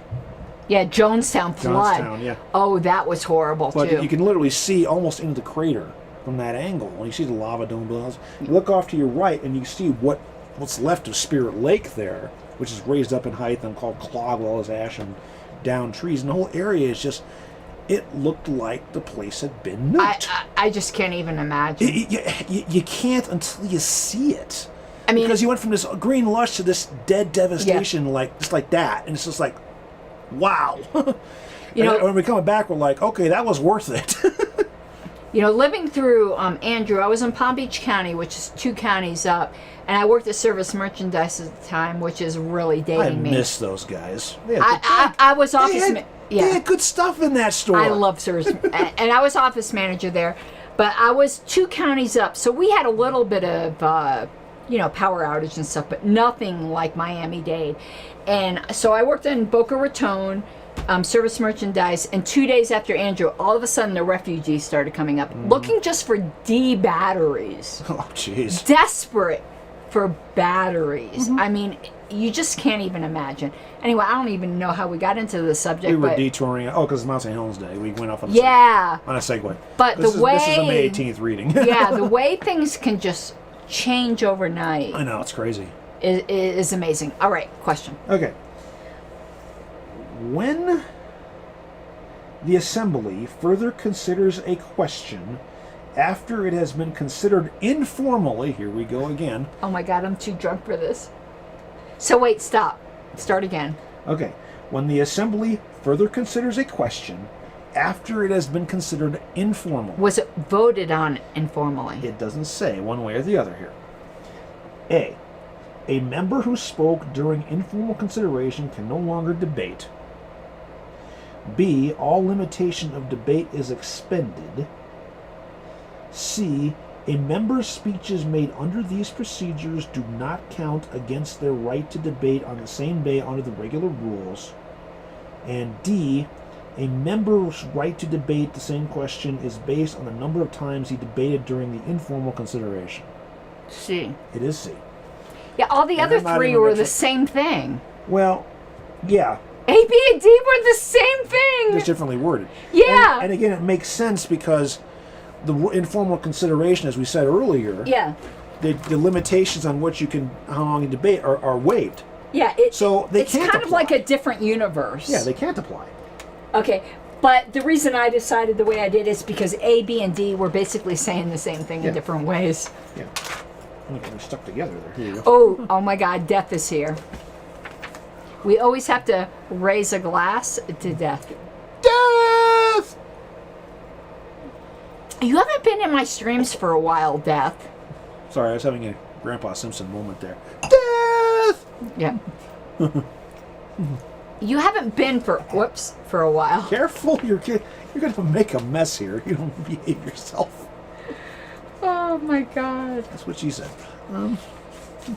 All right, so I'm asking you now. I'm super drunk. You are. Oh my God, I'm too drunk. Yes, you are. And look how much rum I have left. Look how much you're kicking my ass. So. That needs to be a screenshot. And Wayne kept turning off. Yeah, Wayne kept turning off the heater. I have heaters in every room, Wayne, just so you know. Turn on the heat! So it's me now? Yes. To ask you. Yes. God, I gotta pee. I've been taking Peter Canona's advice and moved away from the city. Good. I wish I could move away from the city. I want to live in the mountains so bad. It's not. I thought even you wanted funny. to have an apartment downtown somewhere. No, I want both. I love downtown for a limited period of time, but I also love the city. About 5 minutes. Let me tell you why I love downtown. I love history. and the 4 square buildings and the Queen Anne buildings and the Victorian. Oh, speaking of Victorian, I want to tell you something. Uh-oh. Okay, you might not love history as much as I do. It depends on what the history is. I love all history. Do you know why, what do you call them, crown molding was originally invented? I always thought it was invented to help hide cracks in the ceiling at the edge of the walls where things settled. That could be, but that's not the reason I learned. There used to be, so you had crown molding, and then you had, you know how there's chair rails, like we have in our office? Yeah. Well, there was an additional little strip of wood right underneath the crown molding. Sometimes it could be a foot below. And you want to know what that was for? We're hanging stuff. Yes. Because you had plaster walls. And you use the wood to put your nails, and then your pictures and you'd have down rope from cables or rope. Right. Yes. Wayne didn't know that. You didn't know that? No. Didn't Isn't know that awesome? Yeah. You know where I first saw that? Where? Monticello. Oh, I want. Of all Okay, places. let me tell you a And bucket. Montpelier has it too. Let me tell you a bucket list I have. To be fair, Mount Vernon might have. I don't remember. Bucket list I have is to own a Victorian home. I can understand why. I want to own a Victorian home so bad, and in my retirement, I want to do a bed and breakfast Victorian home. Just make sure it has a dumbwaiter and it has a good full basement and a root cellar. You know, I want And everything. and a tower room. And You got to have the tower room for the library. in my Victorian home as a bed and breakfast, in my retirement, I want to like do authentic Victorian, Sorry, my legs are have a sticking in the chair Victorian kitchen, and I want to, as host, dress and act in a Victorian way. Don't do the hoop skirt. You won't fit through the doorways. Well, a hoop skirt isn't Victorian. It can be. No, Ask Lydia. a bustle is Victorian. Yeah, bustles are different though. Lydia used to do fashions in time. Yeah, hoop skirt is pre-Victorian. Victorian is bustle, though bustle is even more Edwardian. But anyway, we right before COVID, by the way, Wayne and I went up to, I can't think of the name of the town. What's the name of the town that starts with FL? Not Florentine. Near where? Fountain. I don't know. We went someplace. We went someplace in Colorado, and we were considering buying Florence, an Airbnb in Colorado, but then COVID hit, and we couldn't do it. It might have been, but we were going to do that to move. It might have been Fountain. I can't remember. There's no B&Bs that old in Fountain. Trust me. They were in the 1800s, and it also had ain't that old. and it also had a big tract of land that had enough room to build a caretaker's mini house, micro house, whatever you call it, and it also had an 1880s cabin on it, and also enough room for people to park RVs with hookups. I think that was Florence. I remember you talking about it. Might have been that. Yeah. I wish we had been able to do that. I think that was Florence. You were talking about. It was like a 9-bedroom Airbnb. Yeah, I think I know what you're talking about. I think it was down in Florence, but yeah. My dream is to own. Which is the antique capital of the state, but yeah. My dream is to own a Victorian home. We almost bought a 1914, I think, Victorian style one in Byers years ago. No, and it had all the furnishings. Because at the time we were looking at that as a possibility of moving from where we're at now to out there, so I would commute into Aurora for work. See, I keep trying to go into business with you. You and Lydia should help us. We should go into business together, doing an Airbnb of a Victorian home. Oh God. and even though they updated, I know one in Canyon City that's haunted. They updated all the wiring, but it still had in place as an auxiliary the tube, where the weird switches, the old Victorian switches. It was so cool. I can't even tell you. It didn't have gas lighting, by the way, Sun Quap said. Yeah. But my dream is to own a Victorian home. You've never seen Montpelier and Monticello, have you? Mm-mm. You should go check them out someday. I love Monticello. You will go, dude. Okay. So whose question is it? You're anyway, asking me. You and I eventually are going to go into business together. No, didn't I just ask you about... Hold on. No, this is you. No, I just asked you about informal debate. Informal question, remember? We just talked about that one, about the speech. Oh, okay, so this is me. You're asking me. All right. Are you all ready? No, I'm partially ready, but that's okay. Okay. If a I'm speaker... partially greeny, but I am. Ooh, this and is... bluey and yellowy and orangey. I know the answer to this, but I don't know if you know the answer to this. And I'm going to have to go pee soon. We're on Tuesday. I can't answer that one. I'm way drunk right now. Okay. If a speaker consents to an interruption for a request for information. Okay. A. The time consumed will be taken out of the speaker's allotted time. Ooh, this is tricky. B. The inquiry and reply are made in the first person. C. The presiding officer always remains silent. D. The time consumed will not be taken out of the speaker's allotted time. So A and D are mutually exclusive. Right. And C was the presiding officer always remains silent. And B was that the question can be asked directly. The inquiry and reply are made in the first person. Right, that's direct. Yeah, versus through the chair. So actually, B and C are opposite of each other too. Yeah, and I'm so drunk right now. I'm about to pass out. Don't worry, I'll get you upstairs. I'll just throw you over my shoulder.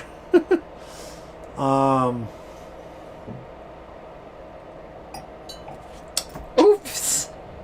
I'm having visions of Mr. Smith Goes to Washington running through my head at the moment. Because it relates to this question. B could be right, but I don't think so. I need to go to sleep. And what was A again? The time doesn't count, and B the time, and D. Yeah, A is the time consumed will be taken out of the speaker's allotted time, and D, the time consumed will not be taken out of the speaker's allotted time. I'm gonna go with D. It's A. It is A. Yeah. So if you're speaking and someone says request for information from you, yeah, it will be taken out of your time. So they could filibuster you in a silence. Yes, you could always decline the request for information. But I'm going to give this to you to read. That's fucked up. Because I am way too fucking drunk for this right now. See, right there, we just exposed an abuse of the rules.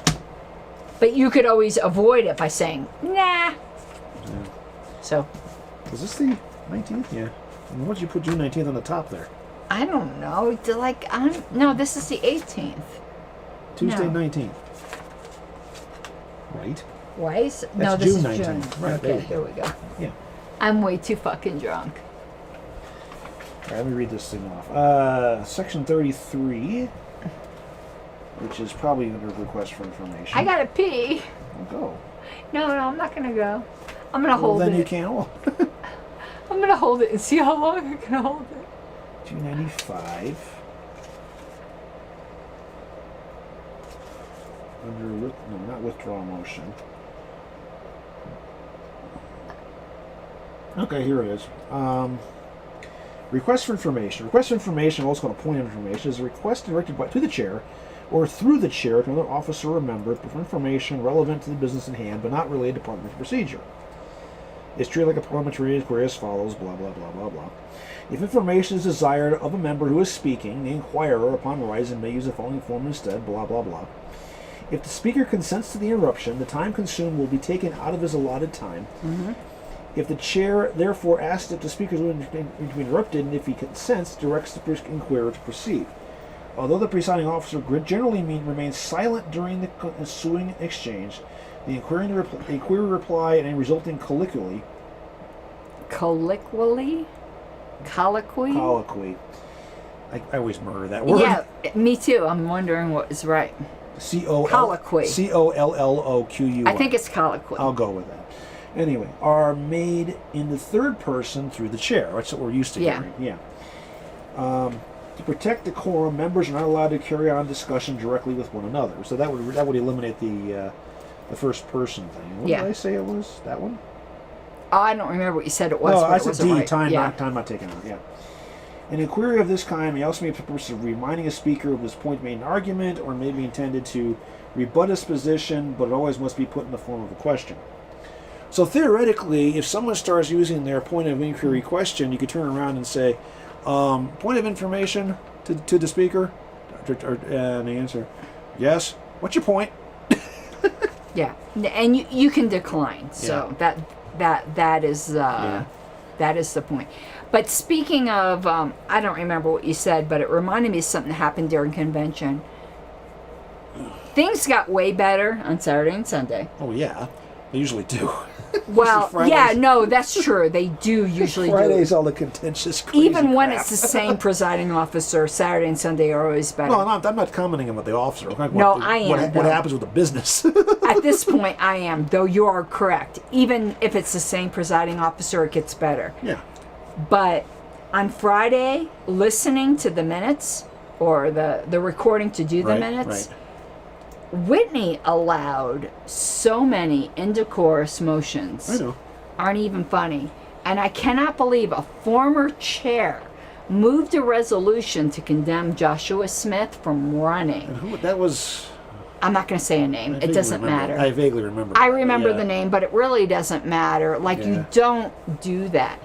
And I know, I know that. I know a lot of people have problems with Aaron Starr. Yeah. But Aaron was 100% right so far, and every single point of order he made. My problem with Aaron isn't that he gets right or wrong on things. It's that he tends to try to be a mic hog.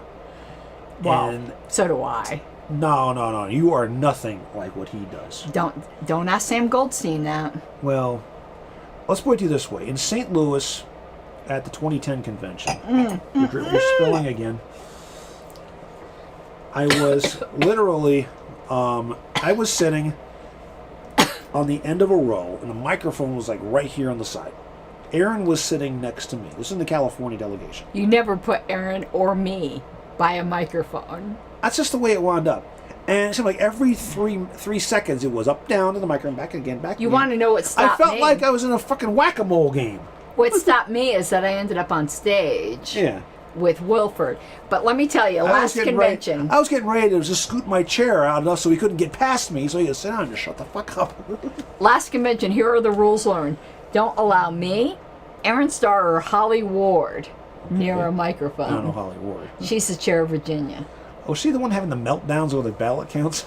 She was having a meltdown over a million things, but this isn't a criticism of her, because I would have done the... If I weren't up on stage, I would have been speaking more than Holly. So this isn't a criticism. I am way too fucking drunk. A criticism of Holly. All right, who's next? Well, I'm asking the question next, but you spilled wine all over it. Okay, you can lick it. It's not wine, it's rum. Actually, it's the backside, but still. Okay, let's get this piece of crap out of the way, because it was blocking the question. I'm way too drunk. Are you going to the bathroom or not? Oh, who cares? You should. No, I'm good. Are you sure? Look what JJ said. It's a challenge. Holding your urine is a mark of a good parliamentarian, or it just means you have a good bladder. Did I just play footsie with you? Yes, you're playing footsie with me under the table. You're the one with no shoes on, so... No, I don't have any shoes on, but I got some nice toenail polish on. Somebody has a foot fetish? Not me. Anyway. You want to know what I learned evolutionarily? Yeah. With men. Yes. The sexual arousal part of the brain is right next to like the foot recognition part. And that's why so many men... Objection, speculative. That's why so many men have a foot fetish. It's because a wire crossed. Okay. So it makes a lot of... I don't have a foot fetish. It makes a lot of evolutionary sense. I don't have a foot fetish. Women don't get foot fetishes, but there's something in the male brain where they're right next to each other. Yeah. Anyway. Okay. A rule relating to parliamentary procedure requires... Okay. A, 2/3 for amendment. Yes. B, 2/3 for suspension. Yes. C, majority of... What? A typo. A majority of the members present and voting for its suspension. No. It says a majority for the members. Oh, that's wrong. D, a previous notice and 2/3 for suspension. God, that seems right too. Go ahead. Go start again. Okay. A rule relating to parliamentary procedure requires. So a special rule of order, not a standing. No help from the parliamentarians in the audience, please. Not a standing rule. It A just special says, it just rule, says a rule relating to procedure. which is a special rule. Okay. A. 2/3 vote for amendment. Typically, yes. B. 2/3 for suspension. Typically, yes. A majority vote. It says for the members. Oh, I'm sorry, I went on your foot again. You're playing footsie again. Yeah, I thought that was my desk. I didn't mean to be like, sorry, Lydia. Oh, so you don't care. Anyway, a majority vote for the members present. That's got to be of the members present. Yeah. Damn typos. A majority vote of the members present and voting for suspension. No. Previous notice and 2/3 vote for suspension. No, B. You're going with B. Mm-hmm. Are you sure? Yes. Okay, because it is B. Yes, B. Why do you think it's not A? What was A again? 2/3 vote for amendment. It's a majority for amendment. Yeah. Wait. Because I'm thinking of the I know, policy we manual. know it's 2/3 for suspension. Yeah. I knew B was absolutely correct. If there's one thing we've known for all these years, is 2/3 is suspended. Yeah. So when it's a special rule of order, not a standing rule. Right. A special rule of order has to do with parliamentary. I'm drunk. Parliamentary. Yes, that procedure. It requires 2/3. Yes. Did you? Oh, you gave it to me. Okay. That's what she I said. can't explain it, but I knew it. Exactly. Because they gave it to her. And I don't know who. Matt Carter. I think that's a new person. Okay, I'm going to tell everyone now. Please subscribe. I don't care. Okay, subscribe to 2 channels. You might be on Pink Flame of Liberty right now. Please subscribe. Because I'm stalled at a certain number of subscribers. And if you're on Cult of RONR, please subscribe. Because we need 1,000. Mm-hmm. If you're on either, subscribe to the other. And I'm drunk right now. So I need more rum. If you're on Pink Flame of Liberty, please give us super chat. We need beer and pizza money. We need beer and pizza money. And JJ says majority of entire membership for amendment. Right. And this thing I think said majority for suspension. Yeah, so that would Yeah, apply. Yeah, it's not. Nope. Okay, here you go. Oh, okay. I don't know if I'll be able to read it because I've drinking. Is that a word? It is now. Drank. I've been drinking. I drank a lot of rum right now. Okay, how many fingers do you see? 5. No, it's only 4. That's a thumb. A thumb is a finger. No, it's not. All right, let's go. I was going to get super filthy there. Oh, God. I'm going to hyperventilate because this reminds me of convention. Uh-oh. Okay, let me tell you something. They're not voting cards. They're delegate management tools. In a way, I can sort of understand that, but no. I was like, thank you, Orwell. Oh. That's not even Orwellian. That's just bad euphemisms. Oh, my God. That just triggers so much in me. Anyway, we're going to go to there. We're going to go there. Yeah. When an assembly uses voting cards. Okay. A. The procedure must be in the bylaws. B. The voters' cards may never be used for a call division. For division. I'm sorry, I'm drunk. Or a call of division. Yes. C. Oh my God, this is just weird. The authorization of the use of voters' cards depends on expected conditions in the meeting. I know. I don't know what that means. That is delightfully vague. What's D? D. The voters' cards must never be in a dark color. That's racist. Okay, D is irrelevant. What the actual fuck? Yeah, D doesn't make any sense. B is what again? The voters' cards Yes. may never be used for a call for division. Call of division. Nah. I don't believe that one either. A was... The procedure must be in the bylaws. No, it doesn't have to be in the bylaws. C. The authorization of the use of voter cards depends on expected conditions in the meeting. Authorization of the use of the cards is what? Okay.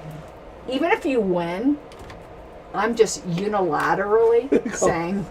That's shitty. Yeah, even if you win, we'll still give you the point. I'm just saying. Read C off one more time. This is a horrible... And bring your octave up enough to sound like a hoity-toity librarian. Blah, blah, blah. The authorization... That tone. The authorization of the use of voters' cards depends upon accepted conditions in the meeting. As bizarre as it may sound, okay, A was what? Must be in the bylaws. No. B. May never be used for a call for division. I really don't think so on that one. D. The voters' cards must always be in a dark color. By elimination, I'm going C. You are correct, and it makes no fucking sense to me. I know, it doesn't. So let's find out what the citation is on this one. I'm going to give you this. That's what she said. Yes, and we're going to give you the point, even though it was a shitty question. That was a really weird question. I would not have gotten that. I only got it because of elimination. Oh, I'm because burping. it seems to me that, logically speaking, if you... Oh, I think I'm going to throw up. I'm super drunk right now. No. Okay, give me that. No. Logically speaking, though... JJ, would you have gotten that? That's what I want to know. JJ, would you have gotten that? You know, I actually really like this jean jacket. And the zippers are not fake. No, this is real. Just you can actually probably helps you get in and out of them too because it does because look how thin they like. Well, I was saying the narrowness of the wrist versus no, your it's hand. super narrow. Yeah, but yeah. Versus your hand. This is Macy's INC, which is a brand I really like. Okay, voting cards. Some organizations like to use a brightly colored cardboard card. Yeah, that's too bad. So sad. Approximately 3 inches wide and a foot long. Oh, that's... Whoops. No, you look like an idiot. Oh, that's the wrong one. That's what she said. That's what she said. In voting on most or all occasions by raising it when asked to do so by the chair. Why am I having pictures of the red and green dildos? Yes. Okay, I'm just gonna drink directly from the bottle. See, she's taking a. See, she's what's the term here? I'm a slush or a slosh. Actually, I was saying you're optimizing you're making more actions more efficient.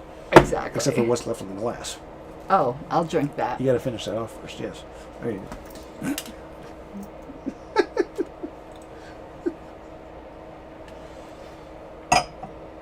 And Wayne wonders what was going on in Louisville before he got there. Oh, I'm super drunk now. Okay, anyway. I'm going to fall down. I'm about to lay in your lap. Ooh, baby. The authorization of the Lydia, you better get down. The authorization of the use of these devices in voting, however, depends on expected conditions in the meeting. If the voters' cards, that's in quotes, have been distributed to voters in advance, and the chair or a member thinks a simple division vote as described on blah blah is called for, the chair may say, as many as are in favor of the motion, raise your voters' cards, down. Those opposed, raise your voters' cards, down. Down, boy, down, heel. If a count is desired, however, the chair or the assembly must authorize the count, as in the case of a counted division. If this method of voting is to be used, it must be authorized by a special rule of order or in a convention by a convention standing rule. Now, I want to say something.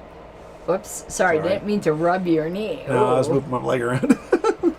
I actually like the voters' cards. Okay. But they need a special rule of order. I take it from this perspective, and I saw, I mean, this was from me in the Pennsylvania delegation. I'm going to collapse. Okay. Go ahead. They were using them there just to indicate who the hell was a delegate and who was an alternate. Well, that was a... Yeah. It wasn't I for the up-down idea. And I thought that was fine, because that helped them keep track of who the hell is who. I actually think we do need to adopt a special rule of order for those. Okay. But I was opposed because there wasn't one already. Okay. That was it. something to think about for our next convention. Yes. So. I like them. It wasn't that I was like philosophically opposed to them. I was opposed to Susan unilaterally imposing them. Yes, John? Sorry to interrupt the podcast, but food's ready. Okay. Oh, good, because I'm like so super drunk right now. So are we going to eat and come back, or are we going to eat and not come back? That's only 10 after 3. We got plenty of time. Yeah, we're going to eat and maybe come back, depending upon whether I fall asleep. Yeah, it depends on whether she passes out or not. So we're going to go eat, because I am like seeing double right now. I see 2 mics. No, that's just because I'm overweight. I see 2 fat mics. That's better. And we're going to go, and maybe we'll be back. So thank you, JJ, and everybody else. And we'll see you in a bit. Hopefully. Maybe. Viva! Let's hear the opposition side. Like a stubborn donkey's bray, all opposed. You say nay, opposed! Opposed! The motion carries anyway.